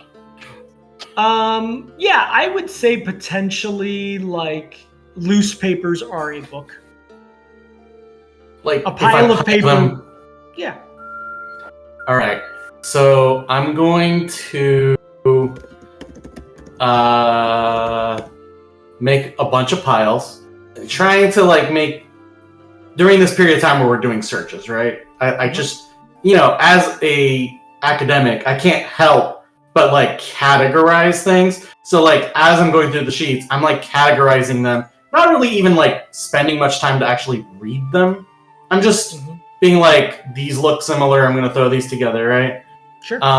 Into like 9 piles. Okay. Mm-hmm. And then once I have them all, I'm going to put them all around me, like in like 9, like a 9-sided star around me. And then I'm going to cast Scholar's Touch, and every round I'm going to place my hand on one of the piles and fully understand what's in that pile. Okay. Are you going to go to like a specific section, like the section about arcane stuff? Because that of the 3 sections that are interesting, like one was the arcane section, and then there was like the fiction section and the daily life section. So are you? I'm so glad you asked that question, because what Max is doing is that he's going to have 9 of the piles be fiction and 4 of the piles be gossip. Okay, so like the daily stuff. Yeah. Okay, none of the arcane stuff though.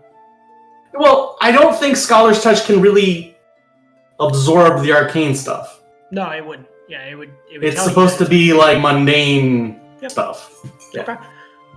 Yeah, that would work. You start pulling the information from the piles of paper much faster than anyone would be able to kind of read through it. The rest of you, while he's doing this, because it takes kind of one book around, because of the schizophrenic nature of the piles of paper, it's like, okay, that's kind of a book, that's kind of a book. You guys see these large metal doors while he's doing that. Is anybody going towards that? Well, I mean, we're here for 4 hours, so I assume he can be done with that by the time we get to opening the large metal doors. Yeah, that's fair. Yeah, I mean, while everybody else was trying to read stuff, I was just piling things in loose categories as far as I was concerned. Like, visually, like, does the ink look similar, right? Like, just that sort of crap. You're using it almost to collate, too, I would say. I would give you that, exactly. That, like, you're like, oh, that goes in that pile, that goes in this pile, that goes... Like, okay. Okay, so yeah, you guys are here for a while. He's doing that. It's a concentration lasting thing. So it'll last 1 round per level. So yeah, it's there for a couple minutes. 9 rounds. I'm doing 1 pile per round, right? Yep. So, okay, so Finri, are you looking through those doors, Landry or Medolfir? Yeah, I mean, I would wait until he's done and we're all ready, and then I would look at the doors to see what's going on. Okay. Max, you do feel like after you've done that pile, you've organized the piles in such a way that it's actually like 16 different books. And they're much more cohesive now that you've done that. You could actually like read through, and one of them was very interesting. It was discussing the city's expenditures, and there was something in there called the Power Well. That was... Wait, do you speak Gnomish? No.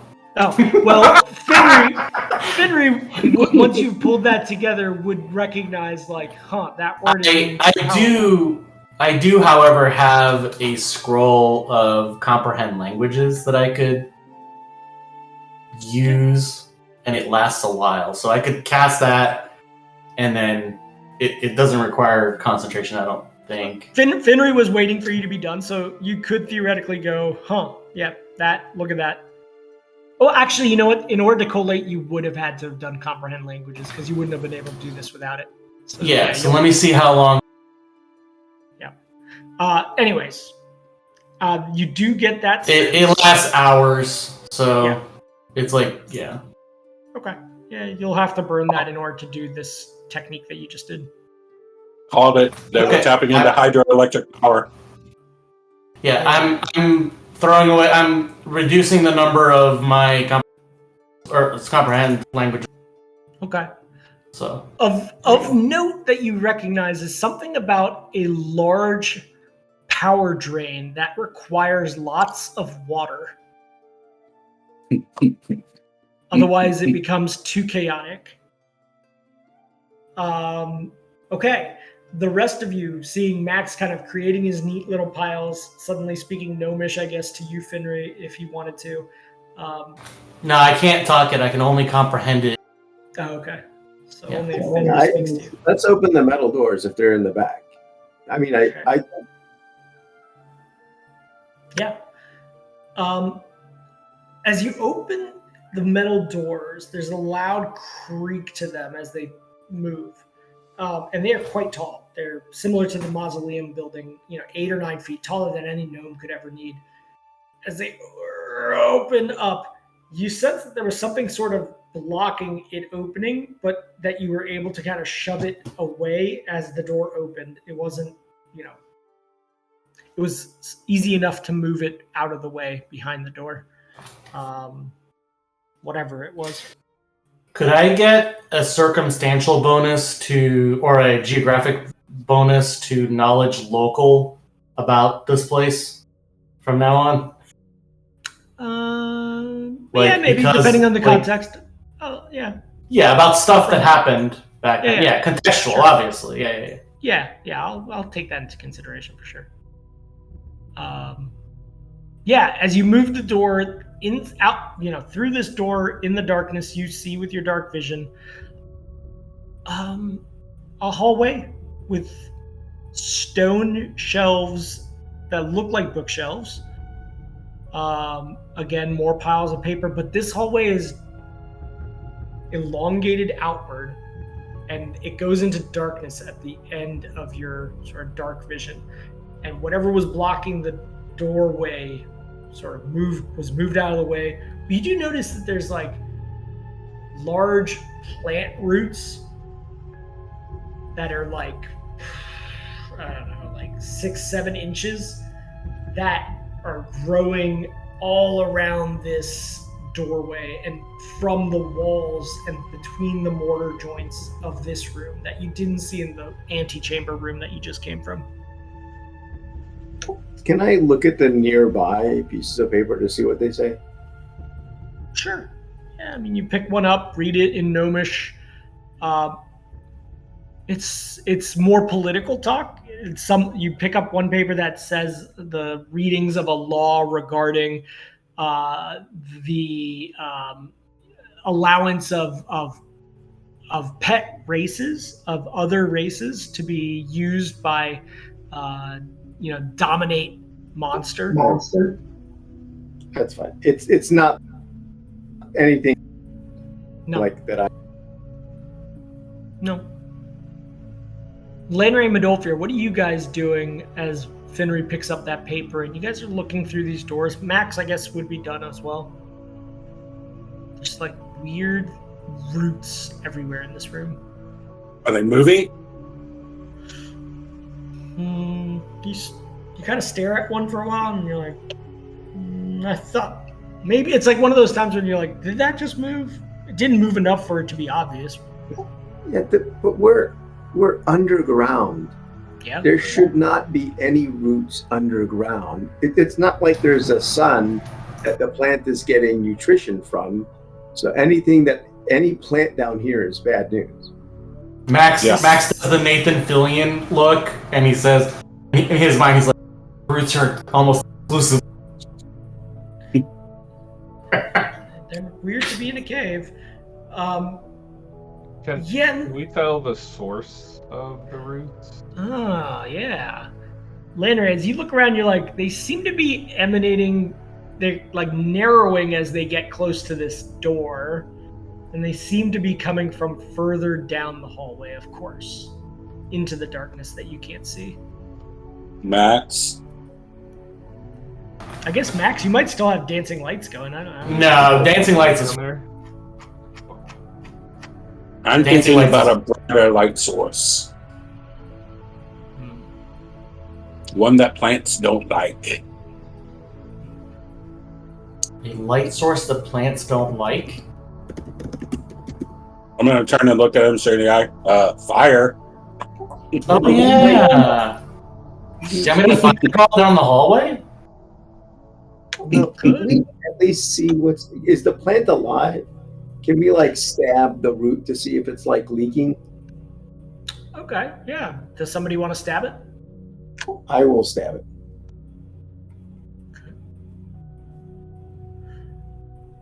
it.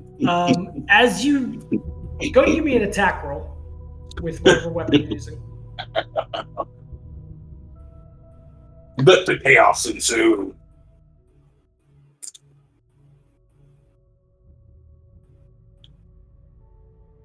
Okay. You tried to fail that. As you stab down with the pointy end of your kukri and hit one of these kinds of rooty looking elements, it doesn't have the kind of, like, as you stab it down, it feels more fleshy. It doesn't feel like wood being broken into. And then you notice that it like squirms erratically after the spot that you stabbed it. And the almost tentacle-like root pulls back quickly, shrinking almost like a snail that's been salted. It just like shrinks backwards until eventually the blade point that you had put into it is ripped from it as it retracts quickly into the darkness. Not hold my arms out like a concerned mom holding her kids in the car seat as a dad is hitting the brakes real hard, and just start backing up, holding and pulling everybody back with me. I'm like, no. Okay. Are we going to avoid this? In which case, we have to go back in the library and close the door. As Medolfir pulls you guys like one step back, the distance far away begins to just like have this kind of tonality that goes from complete darkness to like a dark gray color to a brighter gray color, and it's almost as if just the entire distance is slowly turning into a field of light. Are you guys continuing backwards? Yep. I'm going to go in the library, close the door, and get out of the way. Okay. As you attempt to go, are all of you exiting into the library? Yeah. Okay. As you all exit into the library and you start grabbing at the doors, is anybody peering back into that room? I mean, for sure. Okay. Nope. Yep. Closing door. Finry, your Nice to look. you've got like a real like turning into pillar of salt vibe to you today. I like it. You look back into that room, and that gray color is now like it is almost as if the far end of the room is lit up now, and you can see clearly a spherical, spongy, fleshy, almost like a hemisphere shape. And from that hemisphere, fleshy colored thing with wrinkles and folds and a pulsing almost, you see these tendrils that are winding around the walls. It is, whatever this is very large. Maybe like a 14-foot semicircle of a shape. Of just fleshy, pulsating stuff with tendrils coming out of it. And there is like an intense energy that's building from the far end of the room as you guys are grabbing the doors. Wait, hold on. It had to be farther than the range of my dark vision, right? Yes, I it didn't was. see it before. And Yep. we just stepped into the room, so it's like literally a 5-foot step into this room. Yep. And we are literally just taking a 5-foot step back and closing a door. And this guy has to at least be 90 feet away. And Yes. that's minimum 90 feet away, probably farther. And we really just have to go 5 feet. Yes, you get the sense that he is, whatever this thing is, Hello? you're not sure it's a, yeah, we can hear you, Midolfir. Whatever this thing is, you're not sure it's a person, it's a thing right now. It's at least 150, 200 feet away down this long set of stacks. And as the pulsing energy sort of grows in this room, you end up closing the door and slamming it. And there is kind of like a pulse that strikes the door as it closes, and it just like hits you in the shoulder as it closes, but doesn't cause any harm.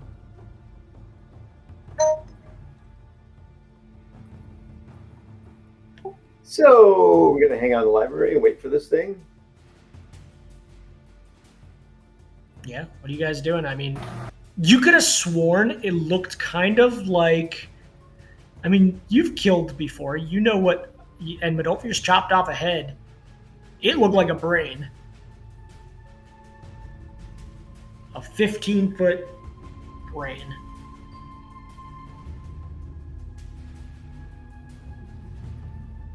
Okay. What? Sorry, One my five audio or is 5 going in and out. One at a time. Sorry, I didn't hear.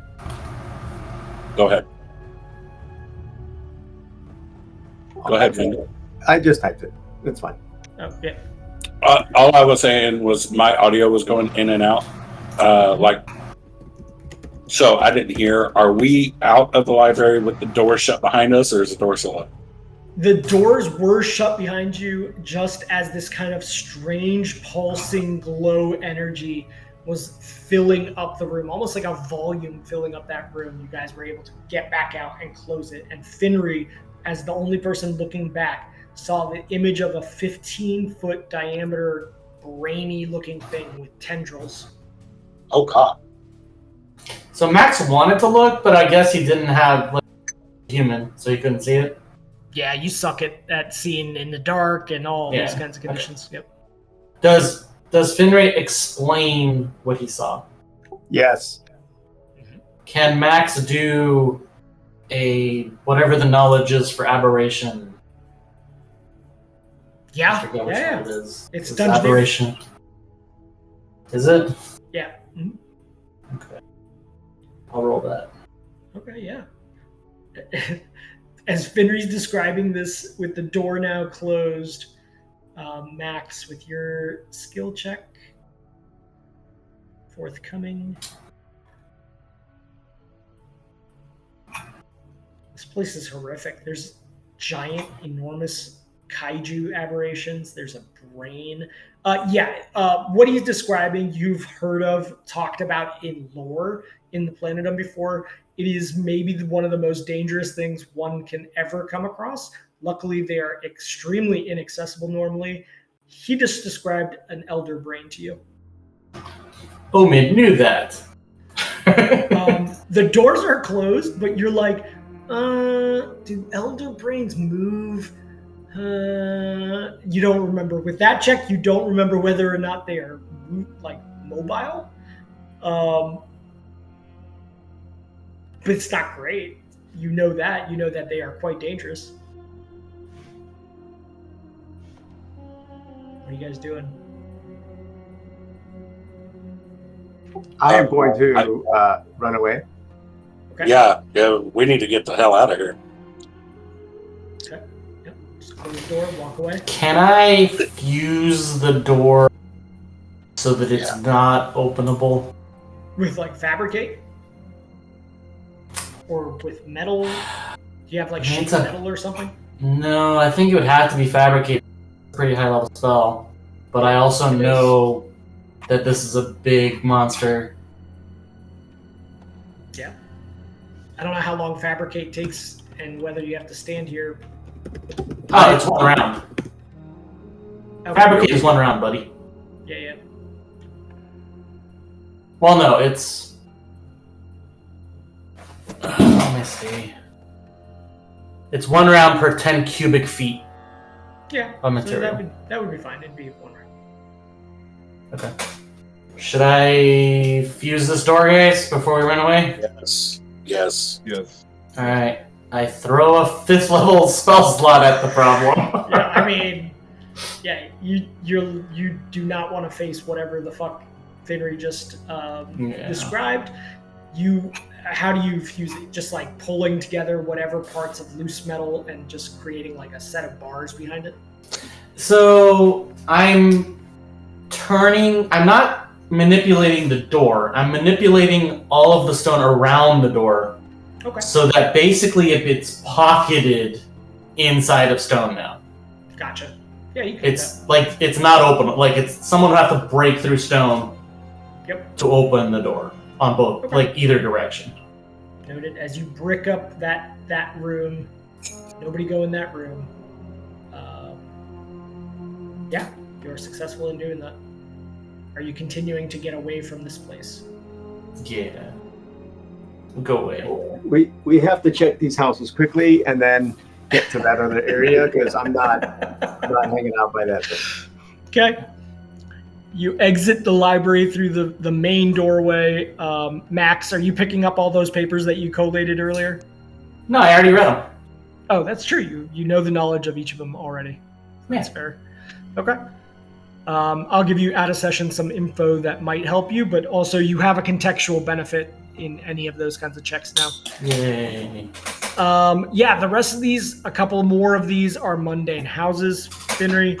You do come across another one that seemingly is kind of an in context, the one that's in the middle here. As you walk in, you notice another, like a bar that's crafted into the main open area. And back behind the bar, there are 2 bottles back there. Less ornate looking than the ones that you picked up from the trapdoor before. Are you also picking these ones up? I am taking all the hooch. Okay, yeah. You empty out 2 more bottles. Each of these are 1 pound each. There is some funky smell coming from this place. Whatever was cooked last in this place has all but disappeared except for its smell. The rottenness of whatever that was has lingered for the centuries since. This air has not changed since then. Yeah, all the rest of them in this quadrant will be mundane housing. You don't find anything else of interest in there.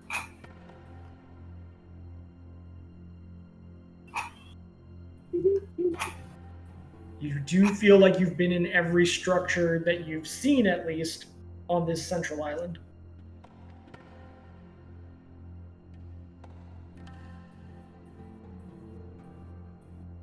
So you want to go to the big island on the left? Yeah, it might be our only chance to explore it because we don't know what's down the cave exit thing. That's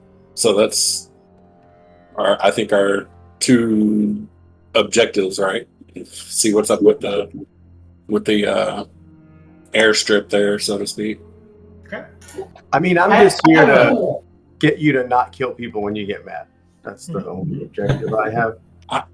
I mean, I kind of got the feeling like we need to go for that. We need to go back by where the water was. It's draining out. That has a cavern entrance to the back of it. But like I said, as a player, I'm like super curious about what we may come across over there on the left-hand side. So I say let's go do that. You guys taking the paracells? Does that require 1 paracel check?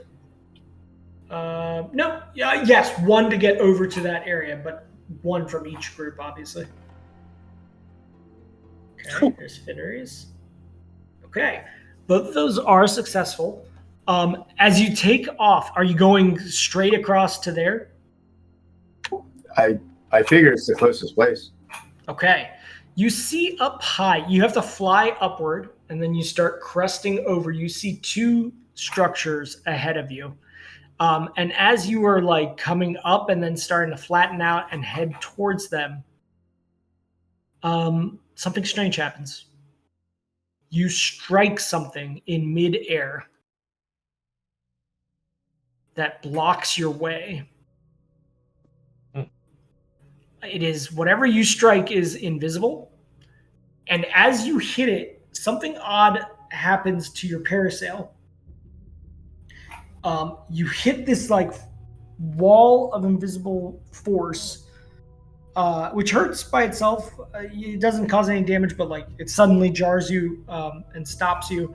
And the parasails are not responding now. They're floating in space still, but they're starting to slowly sink down. Back. Fly us back. We're gonna go fly back. Down. You're like trying to get it started down. I mean,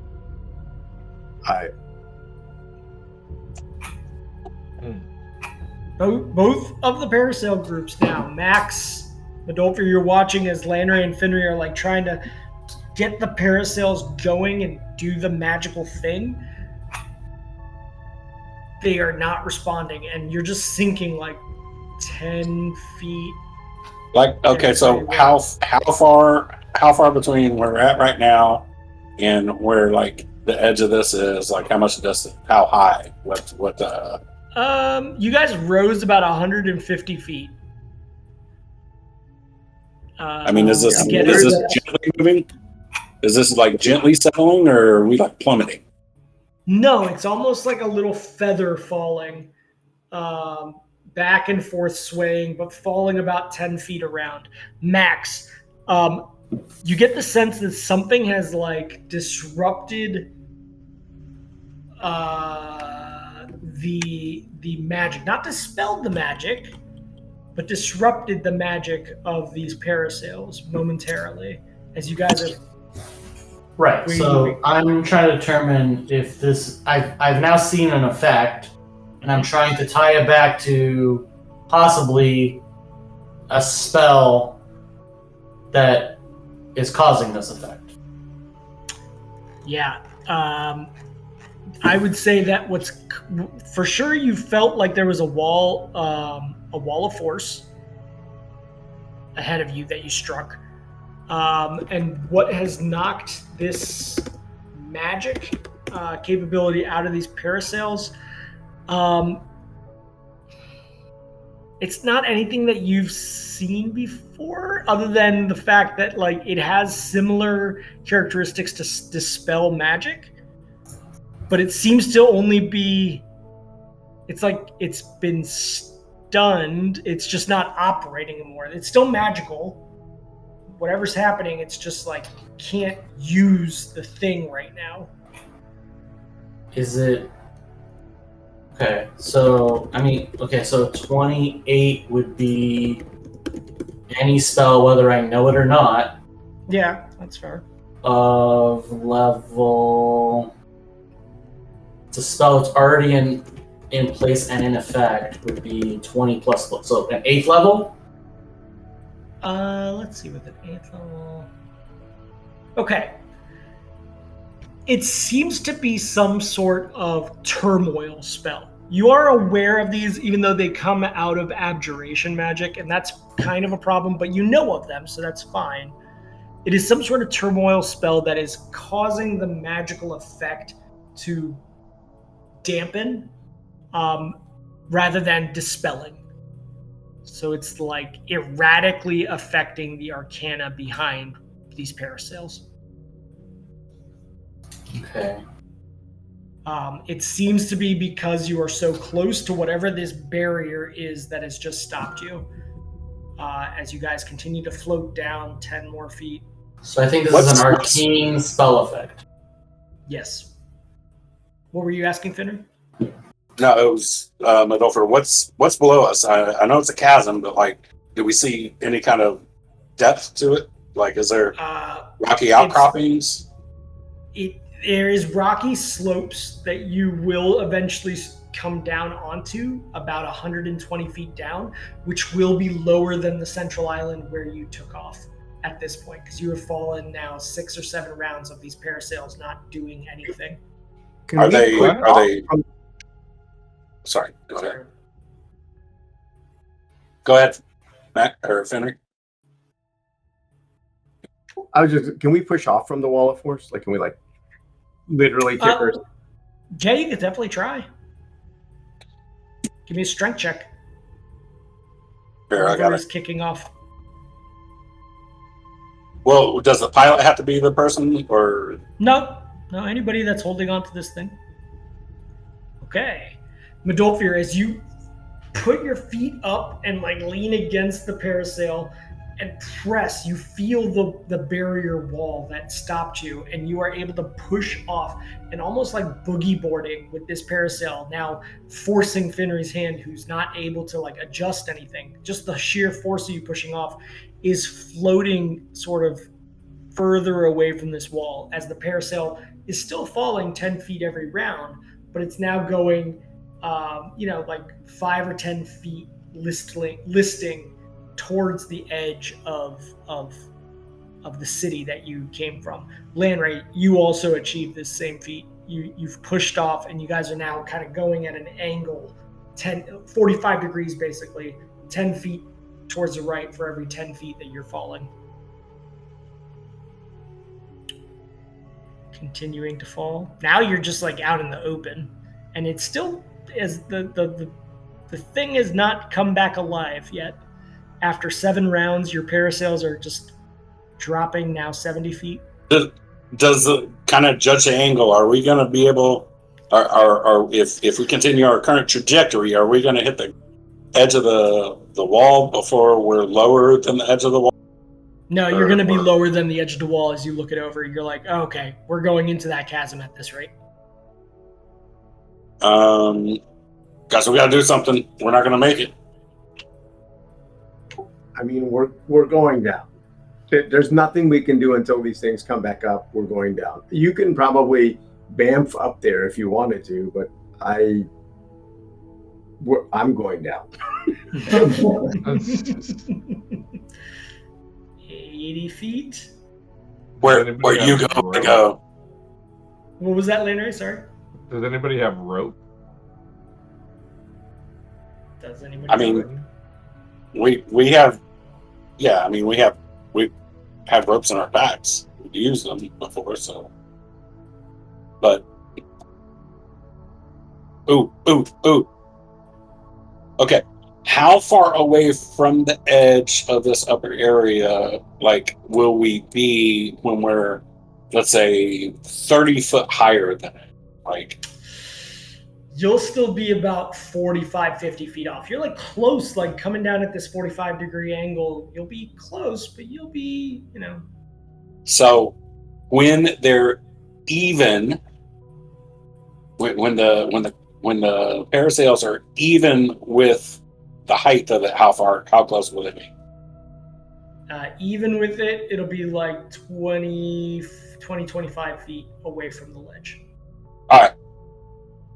Like, guys, get ready to catch this. I'm going to pull the Battle Axe of Vanish out, and I'm going to bamf over to the edge, and then I'm immediately going to take a rope out of my pack.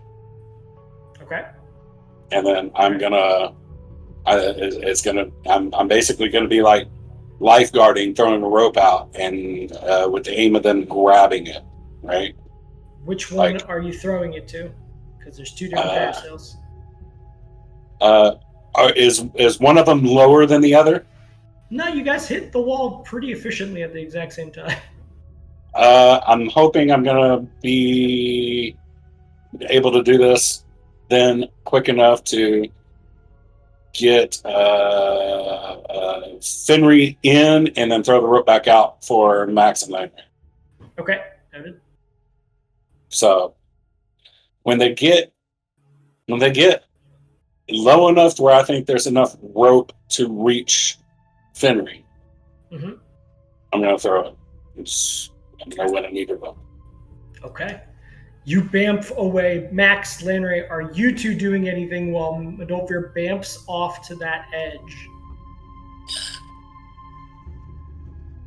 Well,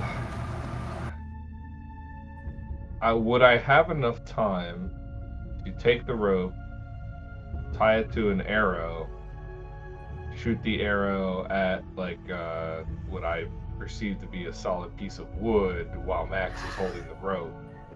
The biggest issue is there's just not that much wood that survived in here. Most of what survived here is rock. Like the house or something is not wood. No, they're all stone construction. As you're contemplating that, are you pulling the rope out of your pack? Yeah. Okay. So, if Midolfir, once he gets there, sees that Lanry's pulling rope out, he's going to shout, "Throw it to me," while I throw the end of my rope towards Finley. Okay. I'd do so. Okay. I'm going to need both of you to do a use rope check. You're like kind of doing like a little cowboy lasso trick.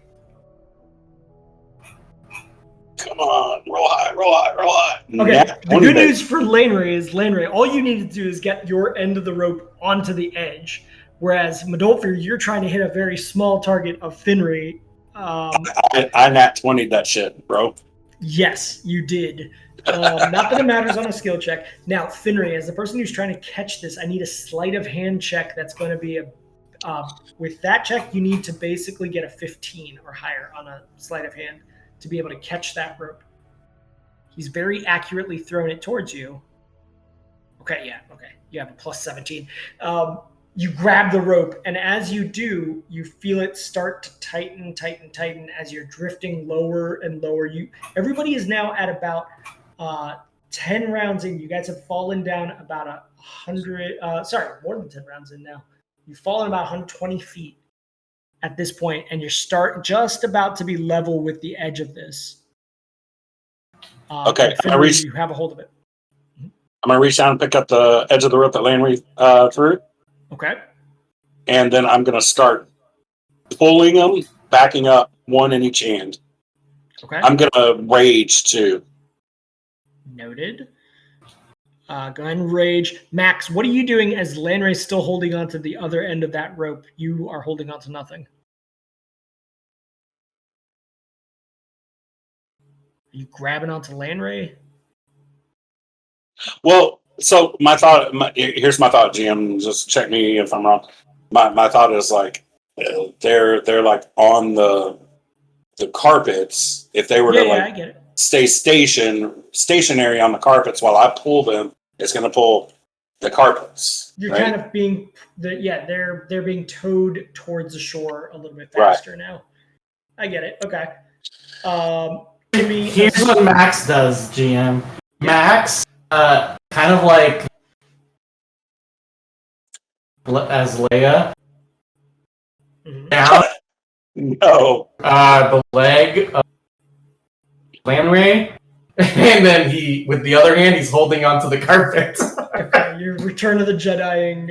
Yeah. Gotcha. No, Lanry, you are now got your damsel in distress, Max, hanging on to you. I just look at him like, what is going on? Midolfir, with your rage, give me a strength check to see if you can pull them in fast enough. Okay, yeah, with that check, you're like pulling both of them, and the parasails have like a resistance to them, like the air. You're having to fight against that air resistance. But with that check, you are able to just drag them far enough in that the floating down is just hitting the edge of this this city chasm that occurs. The parasails would have been lost otherwise, are now resting on this ledge. They're not doing much anymore. They seem to just be kind of canvas for the time being. It seems as though whatever activated them before has to be reactivated in order to turn them back into magic. Max, you know that to mean that you have to use magic device to utilize this. Okay. Should I try? You can certainly try, yeah. It's not good. Could have been a lot worse. Yeah, with that check, you are actually able to activate one of them, which now like tightens up, and you see it kind of unfurl back upward, where before it had just kind of become saggy and falling. So you do believe you have reactivated that. Whatever created that like turmoil, arcane turmoil in it, seems to have been dissipated.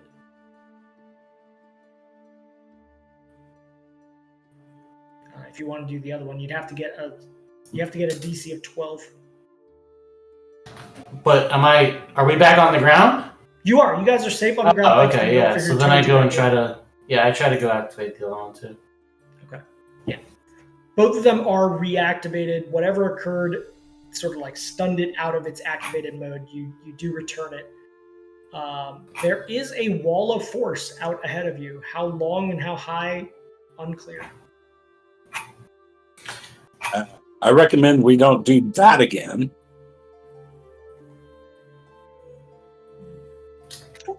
I agree. Do you want to? Is there a way to see how far this wall of force goes? I don't think the developers have finished that. Maybe it's later. This bridge is currently under construction. No, I mean, you saw what's over there. You definitely saw the platform and all that stuff.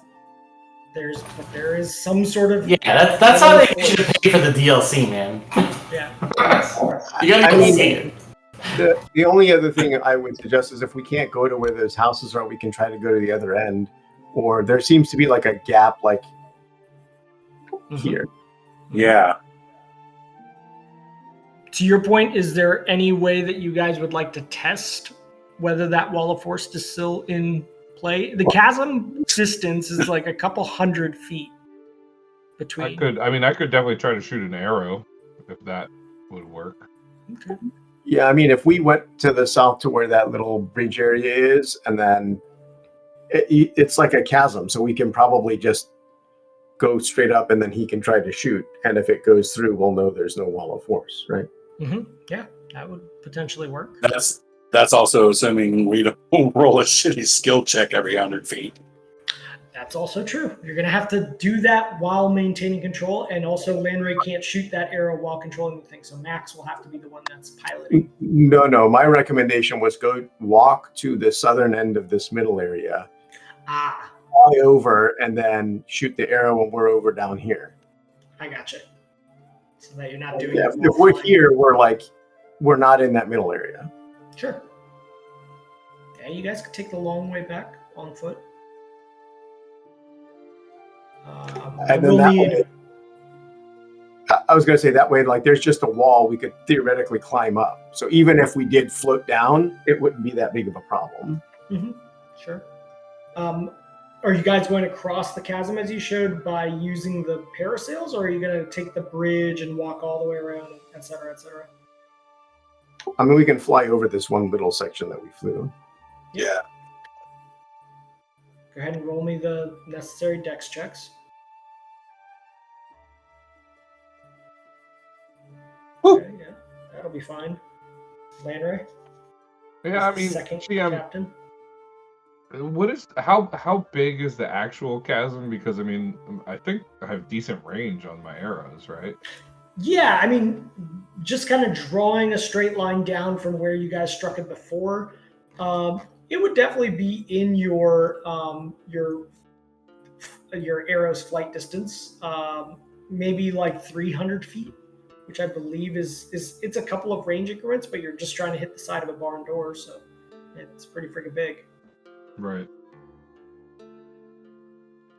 Ooh, is Max piloting? Do I need to roll something? No, never mind. Sorry, I misinterpreted.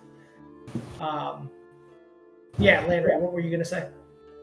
I was just gonna say, I can fire from wherever we are posting up on the other side. Okay, yeah, go for it. No, already across. He's saying before you guys use the actual parasails, he wants to see if an arrow strikes something. So he's putting a tracer Yeah. Right. All right. So yeah, roll me your attack roll, just so that it uses one of your arrows automatically. And regardless of the outcome of it, as you fire it off, it does seem to hit a vertical wall that is invisible halfway into its on its flight.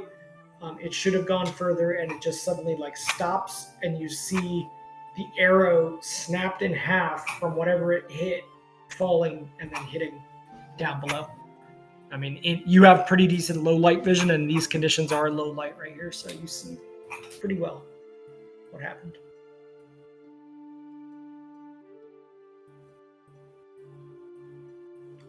Whereabouts did we perceive it? Yeah, Strike the wall? it somewhere along that kind of edge. It seems to be a continuation. It wasn't quite like where the cliffs begin. It was closer to the top of those cliffs. Something. So there's something activating like a shield wall here. Mhm. Maybe we have to go under and up.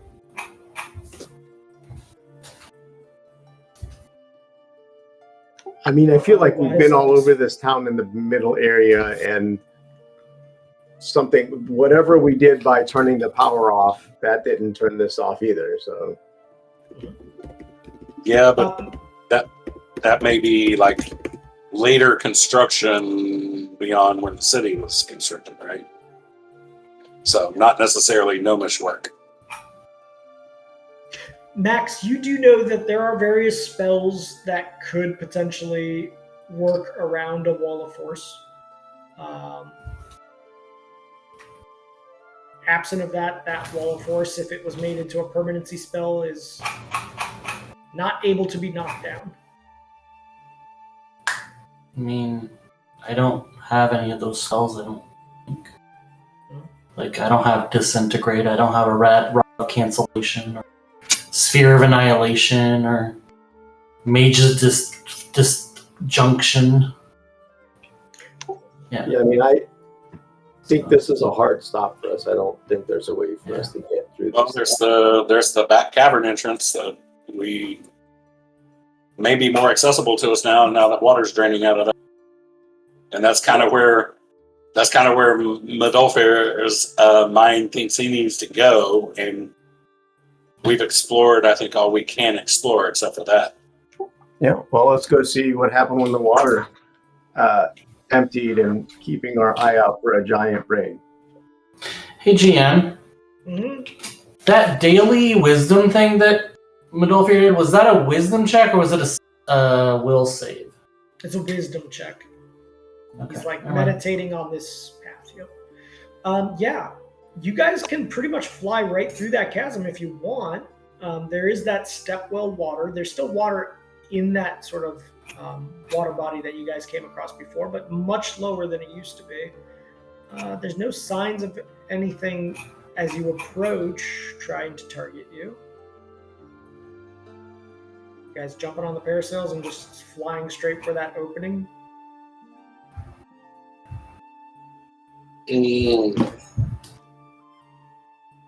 Yeah. Medolfir votes yes. Yeah, why not? Chaos. Let's go down. You gotta give me the dex checks if you're flying those parasails until you figure out another way to do it. Okay. Ugh. Landray, as you try. Wow. The good news is you guys have not taken off yet, so that's about as good of a place to start failing as possible. As you try to kick off, maybe the memory of the magic missiles erupting from the water freaked you out. There you go. Flashbacks. All right. It takes a little bit extra time. Finnery breaks through it. Good enough.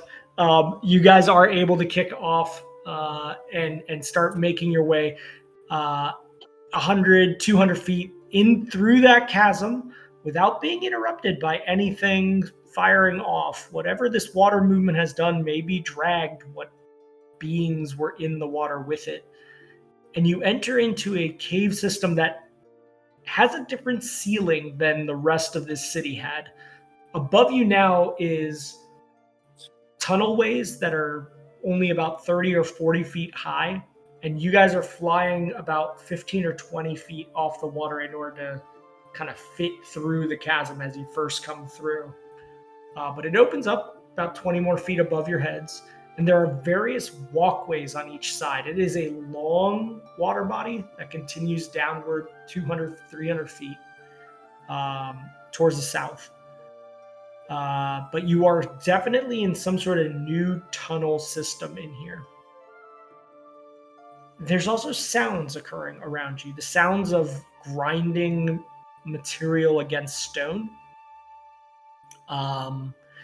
Those of you with dark vision can attempt to spot. Otherwise, somebody will have to light something to be able to see the shorelines of this space. Okay. Finri, you see distinctly metallic constructs similar to those that you saw in the sewers under Terthus, with the kind of crystalline eye in the front of them and a gyroscopic body moving on the ground, observing your group as you are flying through, but also kind of following a almost sentry-like pattern of moving back and forth. I explained that to the rest of the team. Okay. There are at least 3 of them that you spot. And But don't fear, you didn't see them. No, but okay, yeah. So, but unless Fenry tells us, but if we're like 10 foot off of the water, you said 15 feet was how high up you would have been in order to fit through the chasm. But you can rise up to the top of the ceiling now if you want, about 20 feet higher than where you are. We're in the sewers. Yeah, it's like it's like a tunnel-way sewer almost, yes.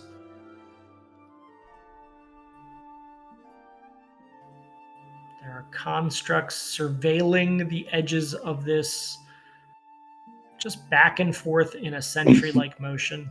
And at the south, there seems to be a piece of land forming at the end of this water. There's also a vortex forming in the water at the bottom, where water is just like draining out of here as well.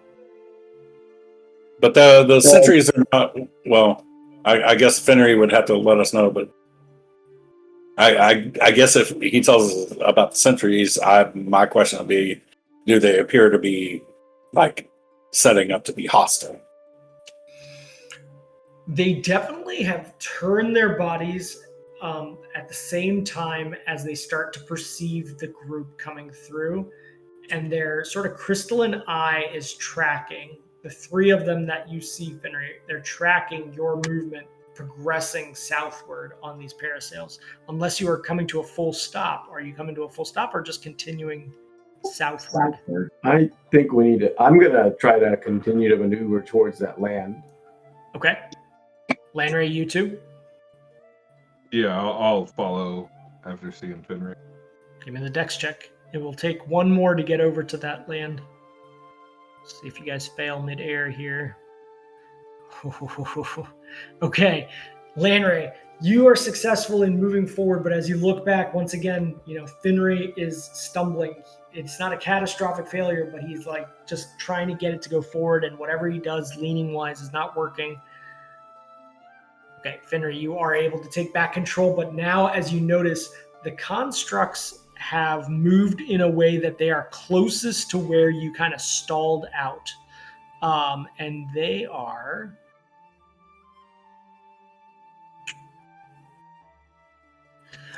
as you kind of stall out, 2 of them size you up, and they fire 2 sets of bolts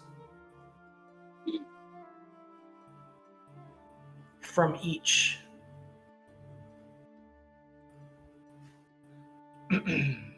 So, the first 2, they're fired at you, Finray, as the captain of the parasail. The first one's going to strike. It's a nat 20 for 2 points of damage.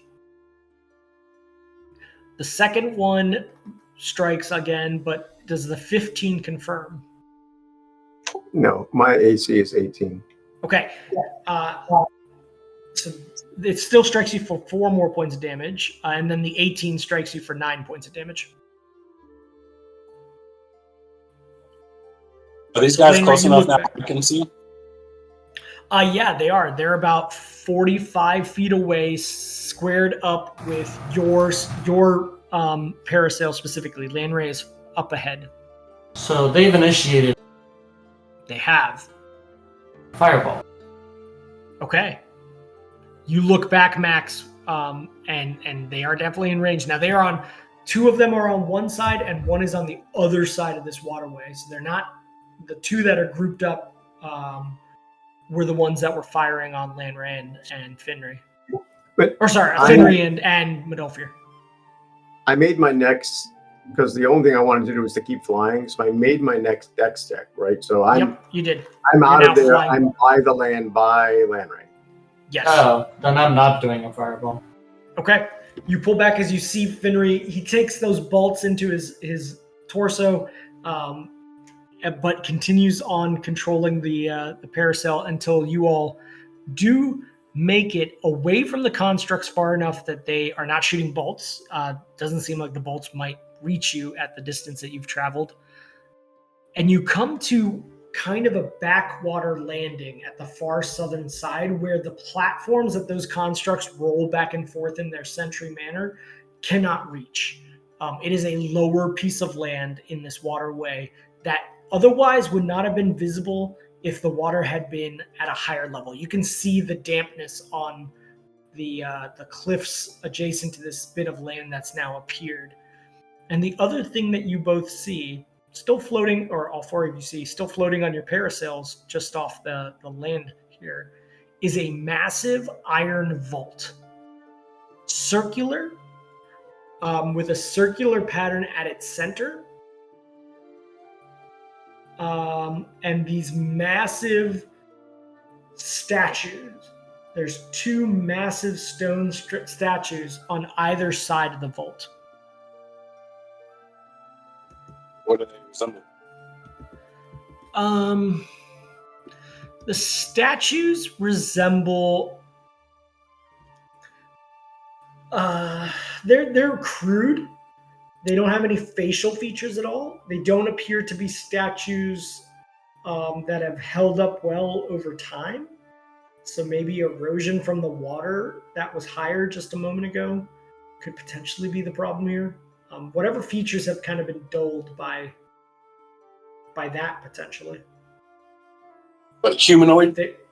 They are humanoid, 2 legs, 2 arms. They're not wearing any particular distinct armor. They are wearing sort of something that gives angular shape, but again, it's been eroded so much that any detailed carving would be missing now. But there's angular shapes to the shoulder area that imply maybe like an armor of some sort. You said the vault was round with a round feature on the top? Yeah, so the vault is vertical. It's a circle that's mounted into what is clearly man-made stone at the far end of the land, like 70 feet ahead of you guys. On each side of the vault, 2 huge statues, 14 feet tall.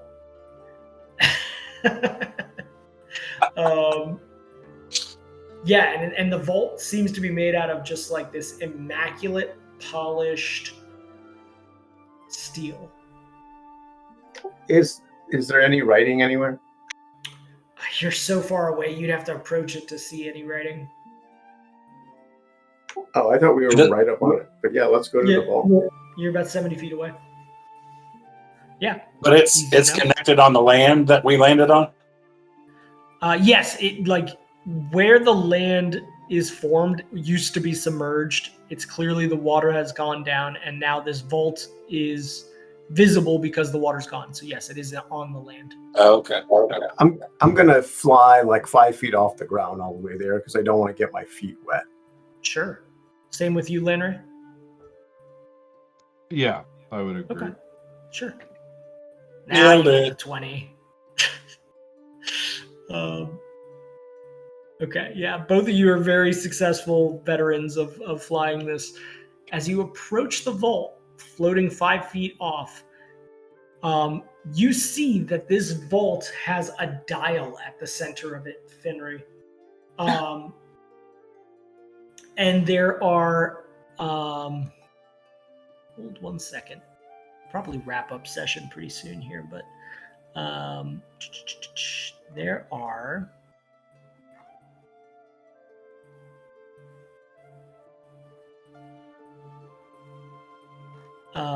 there are 26 notches in this dial, okay? And the 26 notches to the dial align to the Gnomish alphabet. Like as you look it over, you're like, oh, I know those letters. Those are the Gnomish alphabet. And then there is a series of dials that are outside of that align to Gnomish numbers up to the number 9, 0 through 9. So, 2 things. One, I still remember that at the beginning of the gate, there was that weird letter and number combination type deal.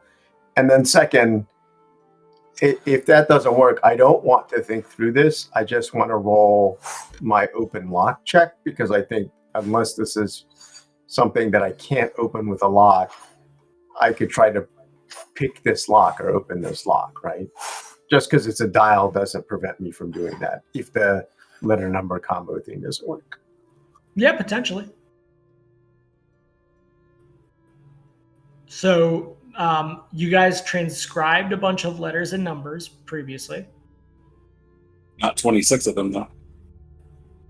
No, but I mean, the notches are, it's a combo, right? So it's like, Oh, yeah. I remember where it was like A1, I would go to A1. I would just do whatever that transcription did in the letter number combos. And if that doesn't work, I would just try to pick the lock. No, for sure. So you're doing that. You're going to be turning the dial. You bring your parasail right up next to that dial, which is like, I mean, the vault's huge. So you floating 5 feet. You have to actually float like 8 feet to get up to where that dial is at the dead center of this vault. Yep. Okay. And the rest of you, especially the group on the other parasail, what are you doing while Finry is trying to use those numbers and letters on this dial?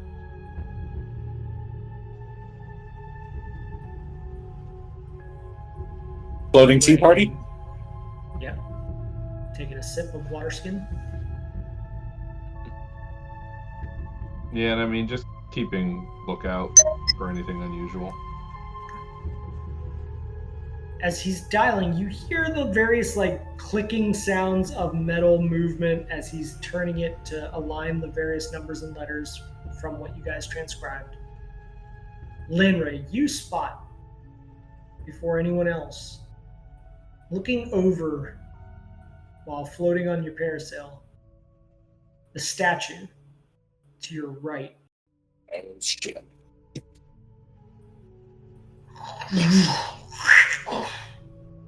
As its arm separates from the cliffside behind it, the huge rock statue begins to displace itself and move. What are you doing in this moment? It is only 15 feet away from you guys, not even 10 feet away from you guys, as its arms start to break loose. I will yell, watch out, at the same time as firing an arrow at it. Okay. Go ahead and fire the arrow. Finry, in order to complete this in the immediate amount of time, I need another sleight of hand check of 25 DC or higher for you to complete putting in the transcribed numbers in this immediate moment before potentially... Okay. Oh, come on. As you fumble at it and you look back, you're like, holy shit, there's a huge statue coming to life, breaking free. And it is at this moment that you look over to the other side, and the other statue is also breaking free at this moment. Lanray is cocking back an arrow to fire. I'm drawing my sword. I'm going to turn to Fenrir and tell him, keep working at it. Oh, Jesus. Hell 41. Lanray, you fire an arrow that strikes into this golem, this stone golem. It is a magical longbow, so that magic does allow the arrow to transfer in. Otherwise, this would have been potentially problematic. It strikes and does cause damage as it takes a chunk off of this being, but it is enormous, and you could fire at it for 10 more times, and it would still probably not be affected very much by this. Mm-hmm. And we are going to go ahead and start initiative, and we're going to start next session on the initiative. Let me go ahead and show you guys where you are. Hold on one second before you roll. Don't roll yet. Let's see. Fenrir here. Lanray there. Fenrir is with Medolfir up by the dial. And Max is with Lanray. Okay. Alright. And I will bring you guys over. And I will draw your little parasail. Maybe like that. Alright. Can you guys see anything? No. Oh, that's weird. Light settings are all funky. There should be low light in here. Please hold. Now I see something.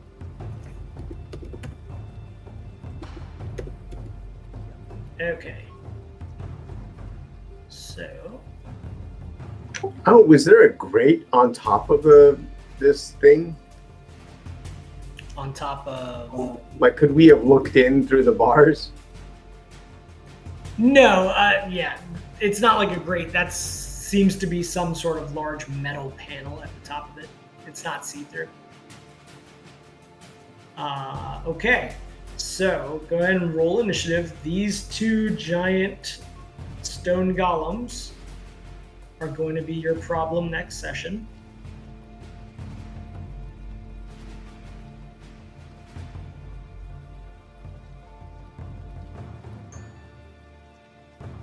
All right. Well, the good news is they rolled shitty initiative.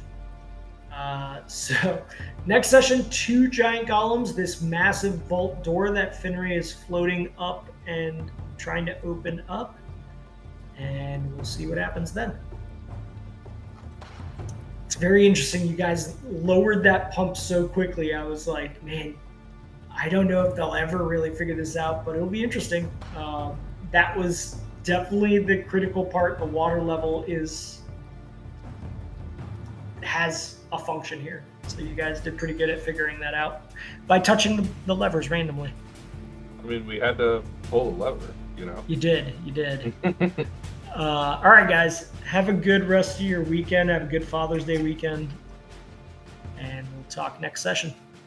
Happy Father's Day, all. Yeah, Good session. Night. Good night, guys. Yeah.